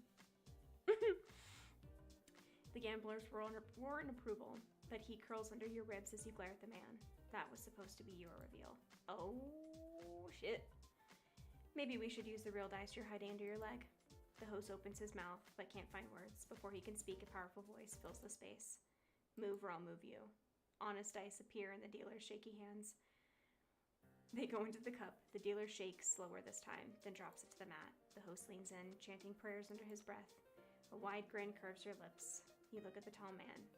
He might have stolen your reveal, but he can't steal your grand finale. Until next time. Confusion flickers across his handsome face, just as the cup lifts. It's even. Chaos takes over the room. The host and his men are charged forward, ready to fight, but they might as well be fighting a hurricane. The white-haired man and his woman move so fast you can barely keep up. You send one attacker flying through the air while your loyal men grab your winnings. Coins vanish into bags, bills disappear into sleeves. You don't have to say a word. Laughing, you slip through the storm, arms slung around your boy's waist, grinning, winnings pressed to their sides. Let's celebrate. You glance back and catch the tall man's eyes across the chaos. You wink before vanishing into the night. Hell yeah, look at her go. So she's a baddie, okay. You yawn and stretch, bones cracking in the morning air. The courtyard smells of damp stone and fresh earth. Dew clings to the wooden posts, the training mats, even the edges of your uniform. You really start. Holy fuck. You really should start sleeping earlier, but the pull of the night is always too sweet, too dangerous to ignore. Footsteps vibrate through the ground. Others are coming. Training will begin soon. You steel yourself. If you want to be a Hashira one day, you can't afford to falter.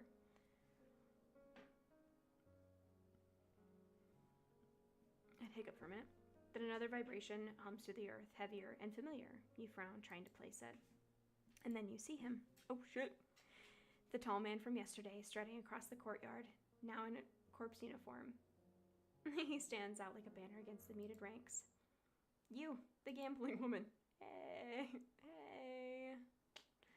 All eyes turn to you. You can see the judgment in their eyes, and you brace yourself for whatever lecture this dramatic guy is about to give. This isn't how you wanted to start your day. Why did you leave? It was just getting fun. You blink at him, caught off guard. Huh? For a second, I thought you were someone's plain wife. Then you flashed out. Oh, then? Oh god, hang on. Holy shit. What the fuck? For a second, I thought you were someone's plain wife. Then you flashed every one of them. You stare. The words spin in your head, tangled. Was that supposed to be a compliment? I'm Tengen Uzi. Or isn't it Uzi? Yuzui? I forget how he says his last name. My bad. God damn. Your stomach tightens, of course. You know his clan is known for control, cruelty, using their people as if they're disposable, much like your village. You look him up and down. He doesn't look like stealth or cruelty. He's too loud, too bright, but you don't trust it. You tell him your name. Beautiful. It suits someone who can handle dice and danger equally well. He grins, and something about his genuine tone catches you off guard. How did you know the dice would stop? That was no guess. You gesture casually towards the glittering gems on his headband. Bet all those against me next time, and maybe I'll tell you. She said, give me your shit, maybe you'll know. Maybe. He blinks, caught off guard, and then a booming laugh echoes across the training yard. How did you become so flashy? Were you just born like that? The question confuses you. You can't figure out this guy at all. Most men either want to lecture you or use you, but he seems genuinely curious. The instructor arrives, cutting the conversation short. You recognize him immediately. A Hashira, his presence commanding instant respect from everyone in the yard. Even Tengen stands up straighter. Time to focus. Training in the mountains is brutal. The drills never end. The heat is suffocating, sapping the strength from even the strongest cadets. Just as your own resolve is about to fracture, your eyes meet Tengen's across the training ground. He isn't even winded. That infuriating grin plastered on his face. The sight fuels you, pushing you past the point of exhaustion. You refuse to let him steal the show. His grin only widens as if he knows exactly what he's doing. I imagine he does. On the grueling trek back to camp, everyone moves in a dazed, exhausted silence. You force one foot in front of the other. You have to if you want to become a Hashira one day. The dense trees are a haunting reminder of the place you once called home. Ghosts flicker at the edge of your vision. Your sisters, dressed in bridal silk, walking into the night, never to be seen again. You were supposed to be next, an offering to the monster in the woods. The fabric was already being sewn. Your name was already chosen in the rotation of offerings. Your family, your neighbors. No one intervened. This is how it's always been, they told you. Tradition nearly killed you. You won't let it cage you again. A familiar vibration hums through the soles of your feet. You sigh internally, picking up the pace. You really don't have the energy for Tengen's competitiveness right now. Abruptly, the vibrations stop. You slow down, eyebrows furrowing. You can feel the vibrations, right? He appears directly in front of you, materializing from the shadows. You jump, cursing under your breath as your heart hammers against your ribs. Damn it, shinobi training. You glare at him, irritation overriding your fatigue. Why are you so interested? Don't you have enough women trailing after you already? Oh, shit. I mean, we're gonna be the fourth, so I mean, hey. He stops, genuinely considering the question for the moment. Oh, those are my wives. Wives? The word hits like a slap, but you force your face into stillness, smoothing away. Every twitch of surprise inside conflict stirs. Once arrangements like that were tradition, but now it's illegal. Is Tengen clinging to the shadows of the past or simply being defiant, living life the way he sees fit, regardless of what people think? You can't decide, so you tell yourself it's none of your business. You just hope the women are happy. Tengen cocks his head, a challenging glint in his eye. You seem to have a lot of men trailing after you as well. There's always space for more. Hey. Is he blushing? Hey.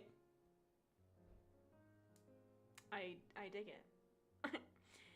You say it to scandalize him, to see the same shock you get from others.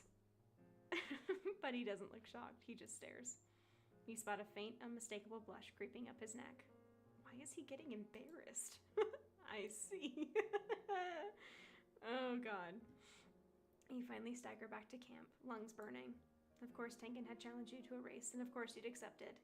You watch as other cadets collapse to the ground groaning. Tengen falls into step beside you, not a hair out of place. But you notice the flush on his cheeks, the trail of sweat going down his face. He's good at performing. You know, you were pretty flashy back there. Most people would have given up halfway. You've got real spirit. There's genuine respect in his voice. Maybe you were wrong about him. Maybe he really is different from the other Uzi clan.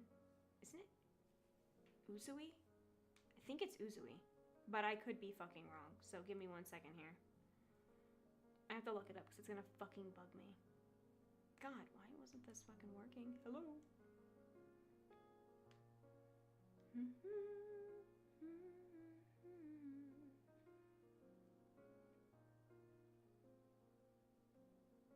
Not me spelling it wrong. Bitch, I hate my life.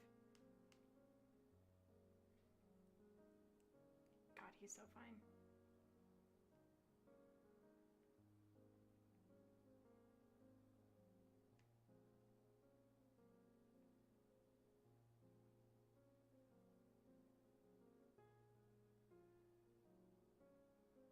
He's canonically 26 right now.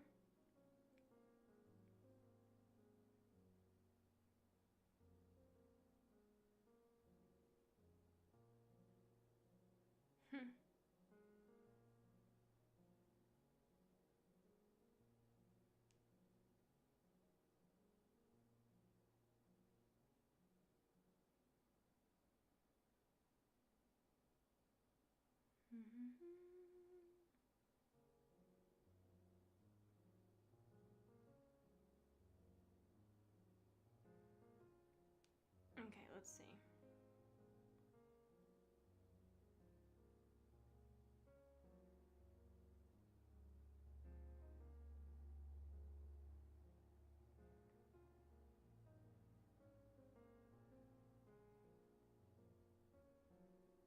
Wait, he dies? Oh, fuck. No, he nearly dies. Brother.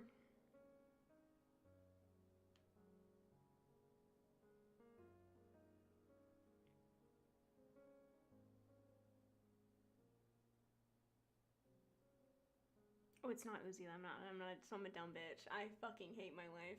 I hate my fucking life. So yeah, it's Tengen. Or Tengen. Tengen, yeah! See? We're learning things new every day. I don't know how to pronounce everything. So Tengen, and it's Uzui. Okay. The embarrassment that I feel, it's quite severe, but you know, hey.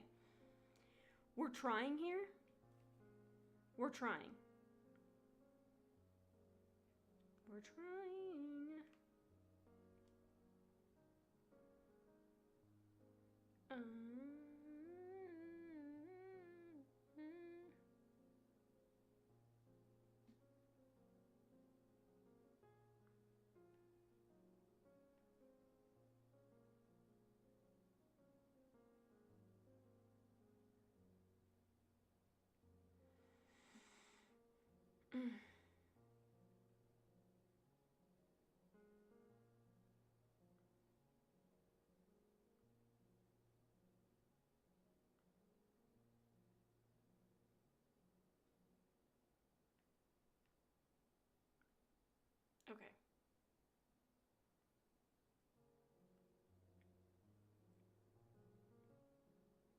sweet. Okay, now we can go back to it.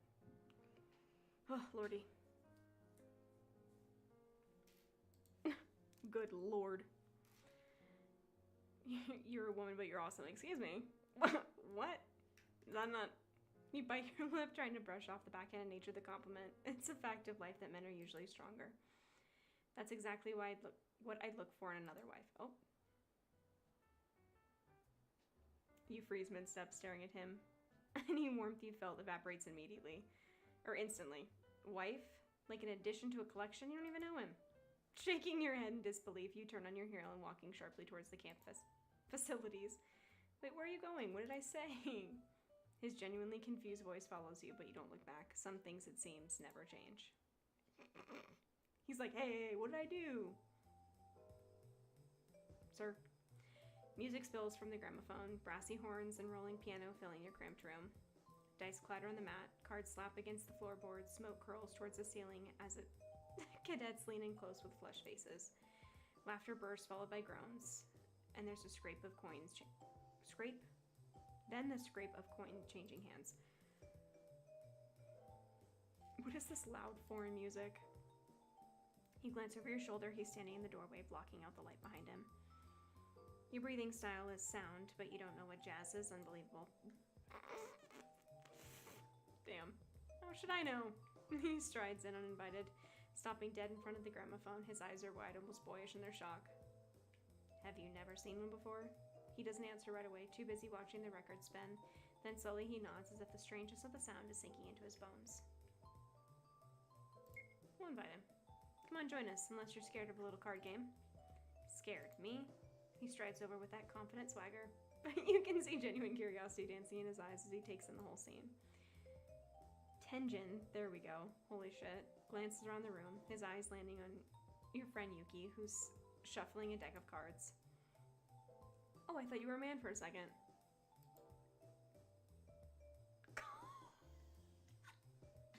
Hey. You and Yuki share a look as she fixes her short hair. This guy might be simply clueless rather than malicious. He is kind of a himbo. Do you even know how to talk to women? Of course I do. I have 3 wives. That doesn't mean anything, sir. The other cadets gawk at him, cards forgotten in their hands. Isn't that illegal? So is gambling. They quickly shut up and return to their games.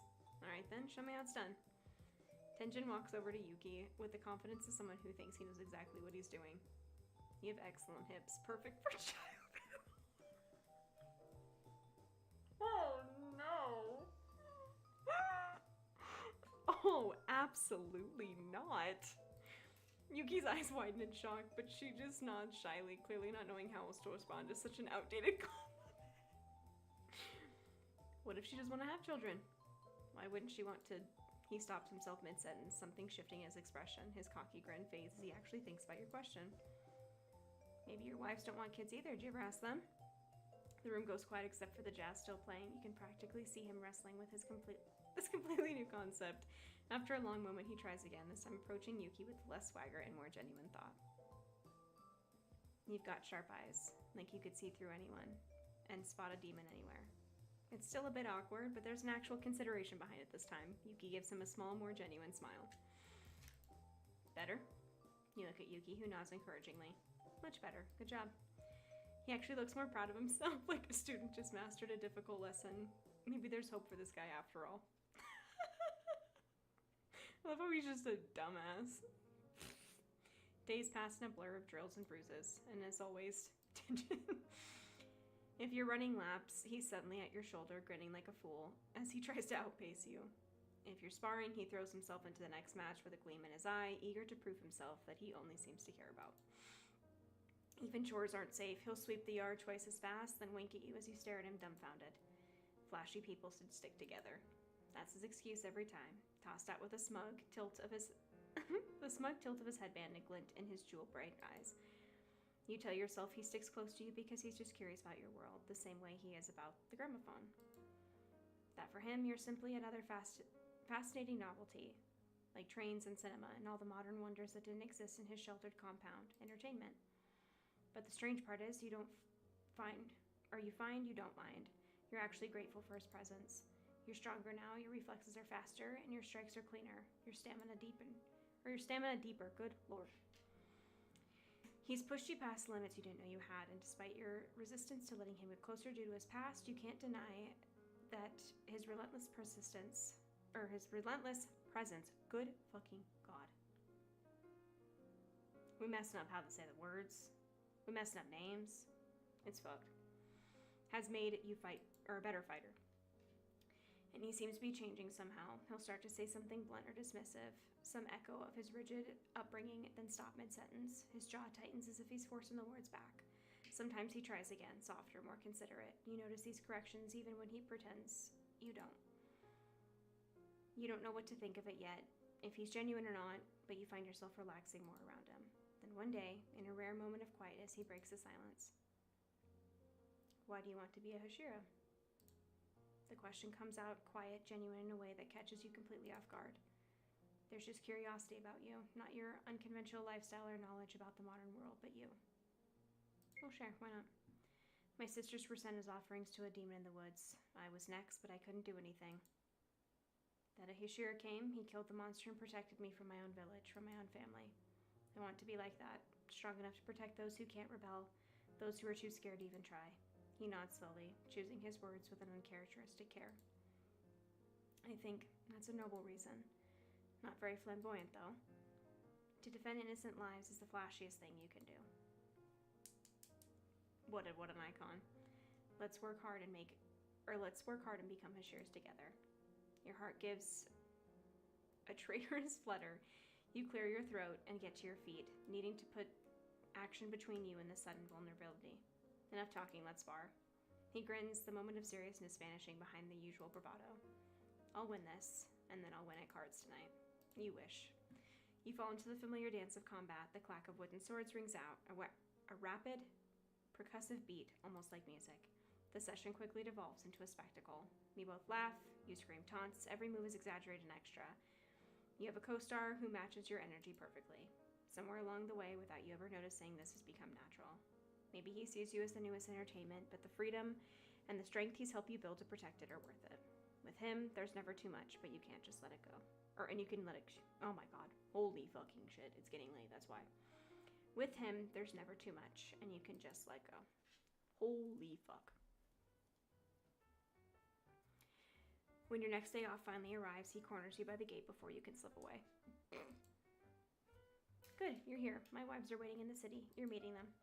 I am. You said you would, and I'm a man of my word. Can't have you making a liar out of me. He says it with a finality that brooks no argument, but his eyes hold a glint of something more hopeful and commanding. Is he like having us meet the wives so we can be like, hey, what'd you guys think? Here she is, the fourth. Maybe? Like, we're getting shown off. He's like, he's pulling one of those. You sigh, but there's no real heat in it. By now, his wives are a constant present in his stories, their personalities so vivid in your mind that you can feel like you know them already. The idea of finally meeting them isn't a duty, it's become a genuine curiosity. Fine. You like them. You make your way down the winding mountain path towards the city below. Tenjin falls in step beside you, his long strides easily matching your pace. Sorry, but itch on my hand. Are they as dramatic as you are? I'm not dramatic, I'm flashy, there's a difference. Sir. You roll your eyes, but you can't help smiling. The familiar sound of civilization grow louder with each step. Are they all in this? You meet the three women in the city center up close. They're more beautiful than you remembered, but there's something else you notice now. The way they hold themselves. The careful way they scan their surroundings. The subtle positioning that keeps his escape routes open. The shinobi training runs deep in all of them, just like Tenjin. He introduces you, then points to them. These are my wives. Oh, good lord. He nods through. It's been a long time since I've seen this show. Makio and Suma. My good lord. It's wonderful to meet you properly. Tenjin Sama's told us so much about you. You're even prettier than he described. Oh! See? What am I saying? He is doing the thing. He's like, what do we think? What do we think? It's nice to meet you too. How are you finding the city? We haven't explored much. Really? You're missing out. You tell them about the jazz bars where music plays until dawn, the cinemas showing foreign films, the dance halls with modern steps. Their eyes light up. Suma claps her hands. Makio leans in, hungry for details, but their excitement is checked by a quick, habitual glance towards tension. He doesn't seem to notice their hesitation, nodding along with your suggestions. I love your clothes. They're Western style, right? Yes, there's a store near the park that sells them. They have the most beautiful clothes and some that are, well, let's just say they're perfect for dancing. Really? They're practically bouncing on their toes with eagerness, but then they stop themselves and look at Tenjin again. This time he followed their gaze, curious to see his reaction. He looks completely He looks completely lost, blinking at them like he's trying to solve a puzzle, but doesn't understand. You clear your throat, pointedly looking from him to his wives and back again. Finally, his eyes light up with understanding. They're waiting for his permission. Oh, good lord. You don't need my permission, just go. Buy the clothes. Be as scandalous as you want. Live a little. Oh! The transformation's immediate. They giggle with pure happiness, already chattering excitedly among themselves about what they want to see first. You lean closer to him and whisper conspiratorially, "Good job. Maybe you're not such a bad husband after all. Still a bit clueless about women, but hey, I'm the best husband there is." You chuckle at his indignant expression.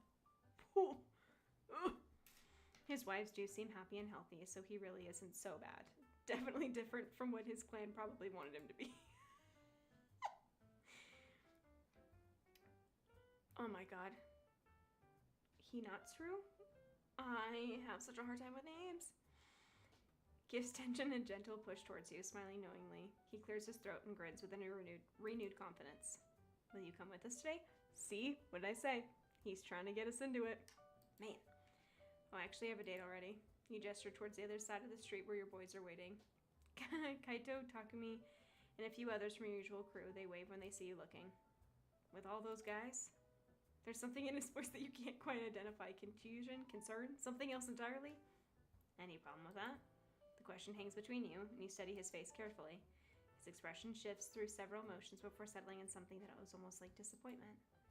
No problem. Just be careful out there. Let's go together next time. Yeah. How about this? Next time we all go together. Could be fun. You'd want to do that? There's a genuine surprise in his voice. Why not?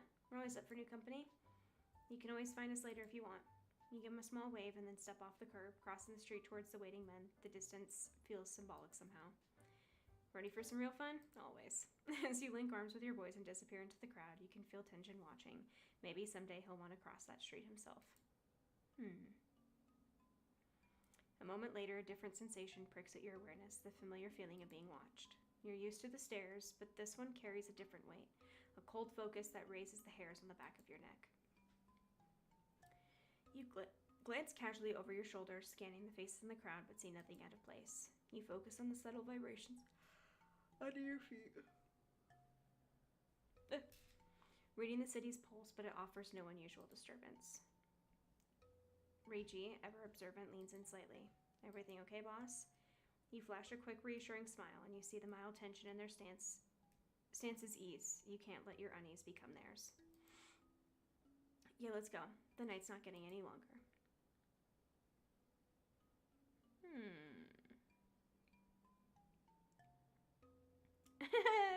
His POV, I love it. He watches as she walks away, her figure growing smaller as she disappears into the crowd with her loyal followers. For a moment, there's something strange in the air, a tension that makes his instincts prickle with a warning. But then it vanishes, like the morning mist, and he's left wondering if he imagined it. His wives don't seem to notice anything unusual, so he keeps quiet. He doesn't want them slipping into shinobi mode, not when they look so genuinely excited about exploring the city and trying new things for the first time. Why'd you let her leave? I can't force her to come. She makes her own choices. You could have asked to go with her. Tenjin sighs. The sound swallowed by the city's noise. He could have, but the question is a minefield. He's not sure where he stands with her. He changed, shed the brutal lessons of his upbringing. But is it enough? He can still feel the ghost of that old mindset clinging to him, even with her influence. The last thing he wants is to become like his father. To impose his will where he isn't welcome. Does he, with all his flaws, his loud, And his loud, messy history even belong in her modern, self-assured world. Could there ever be a space for him there? The doubt is a cold weight in his chest, but it overshadowed by a fiercer conviction. He wants to keep trying. His wives had seen a connection between the two of them from the beginning, back in the gambling den. Apparently, the way their eyes had met across that smoky room had told them everything they needed to know. He still has no idea how women do this. It might as well be sorcery. The memory of that first night, walking home, surfaces clearly. If you want her to join you, Tenjin-sama, don't worry about us. Yeah, we're not jealous. Small, quiet voice piped up. I'm a little jealous, so but I don't mind. He had laughed then, the sound booming in the quiet street, touched by their unwavering support. Thank you three. Their acceptance was a gift he'd never take for granted. In that moment, he thought of his father's cold, possessive grip on the clan, the way women were treated as baby makers. He vowed to be the opposite. You know, you three can also have whoever you want. If you see someone... Tenjin-sama. A chorus of scandalized gasps had cut them off. Three faces had flushed a brilliant uniform red. He stared, completely baffled. What? It's fair, isn't it? But they had refused to elaborate, quickening their steps and changing the subject. This man, he said, hey, I mean, fair is fair. Sir.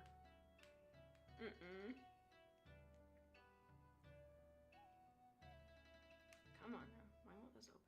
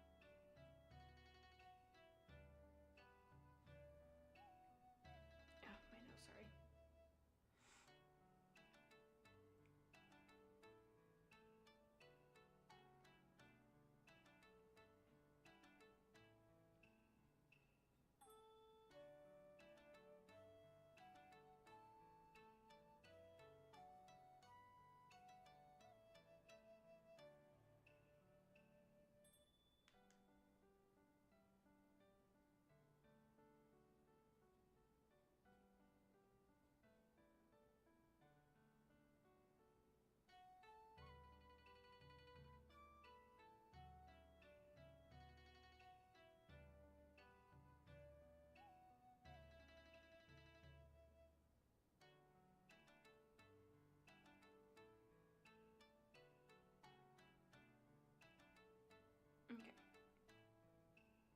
Sweet. Sorry, I had to check on something really quick.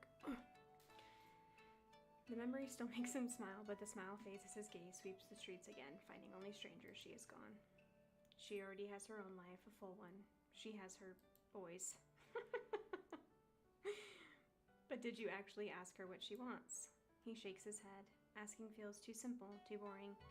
He's sure a woman like her, who likes novelty and spectacle, would think the same.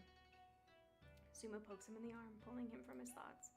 This moping doesn't suit you, Tenjin-sama. It's not flashy at all. She's right. You're supposed to be the loudest, most noticeable one here. Good God. And anywhere. Don't overthink. You already have everything you need. Their words sink in, cutting through the strange uncertainty. They're right. He's been approaching this all wrong. Trying to figure out the rules, to be careful. That's not him. Sulking in the shadows is the opposite of everything he stands for. He flexes his hand, watching the veins rise along his muscular forearm. A slow, familiar grin spreads across his face as the plan forms in his mind. If she wants a show, he'll give her one she'll never forget. Oh, shit. To be continued.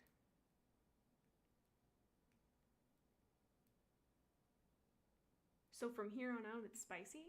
Oh, oh, ooh. Hang on, I gotta check something out. Because you can get like a... You can get like a little...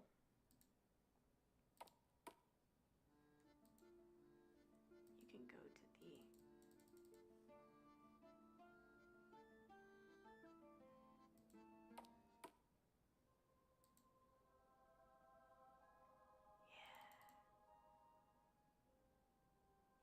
can pray to the smut gods.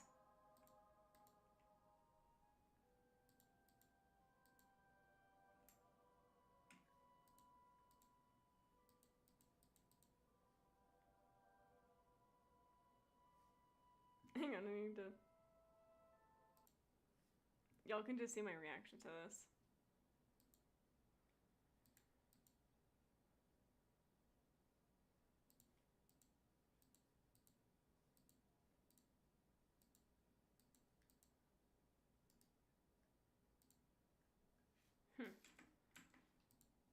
Where'd it go?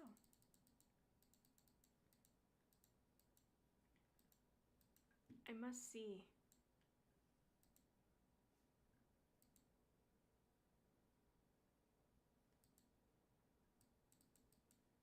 May I get a preview, please?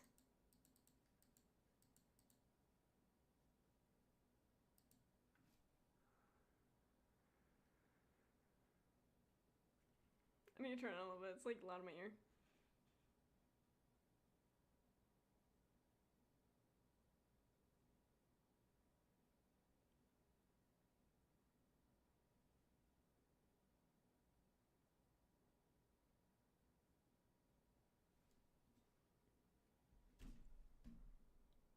I think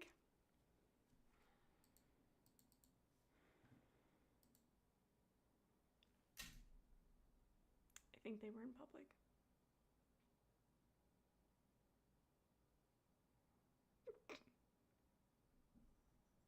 I'm so serious. Oh, I'm knocking over all my stuff. So I will be paying for that today.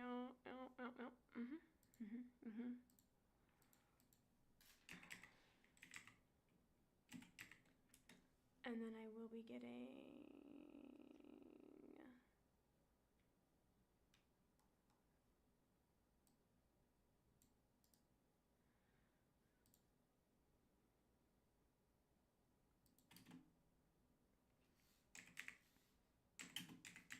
I have to buy my low tide thing today.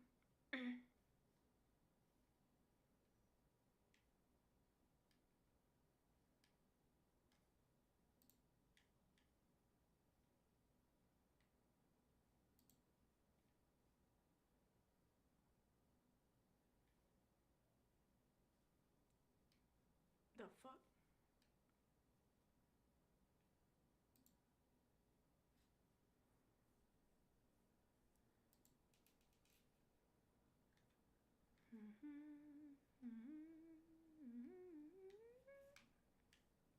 There it is.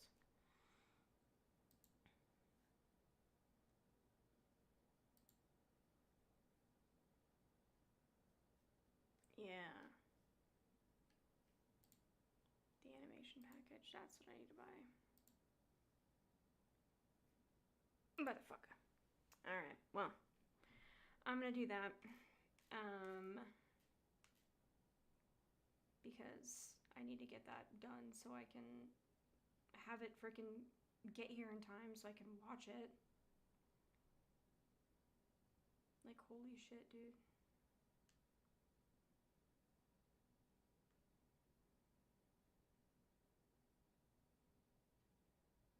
Okay, cool.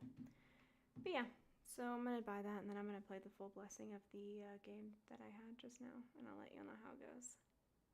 If you want to, it's on itch.io, and then just look up KHYWAE. And you can find it there, and you can find all the other ones I've talked about. But this one is called Offbeat by Kaiway. So yeah, KHYWAE. And then you can play it. I love all of their games. So phenomenal. So, yeah. But thanks for joining me, all. We got to play 2 games today. Pretty fun. And something different, like not, the same old, but, But alright, I have tomorrow off. I should be here tomorrow night. I don't think I have anything going on where I won't be here tomorrow night, but, like I said, life gets crazy sometimes, stuff happens, and I don't know, sometimes I just don't feel good, but I plan on being here tomorrow. So if not, something came up. But honestly, I want to be here tomorrow, so. I think tomorrow we're going to play, what is it? Our Life. I want to finish that. And then there's maybe like another 2 games I wanted to look at too, so. Yeah, but thanks for joining me all. I hope you had fun and enjoy your weekend. If you're off tomorrow, like I am, I hope you enjoy your day off and just treat yourself. But I'll see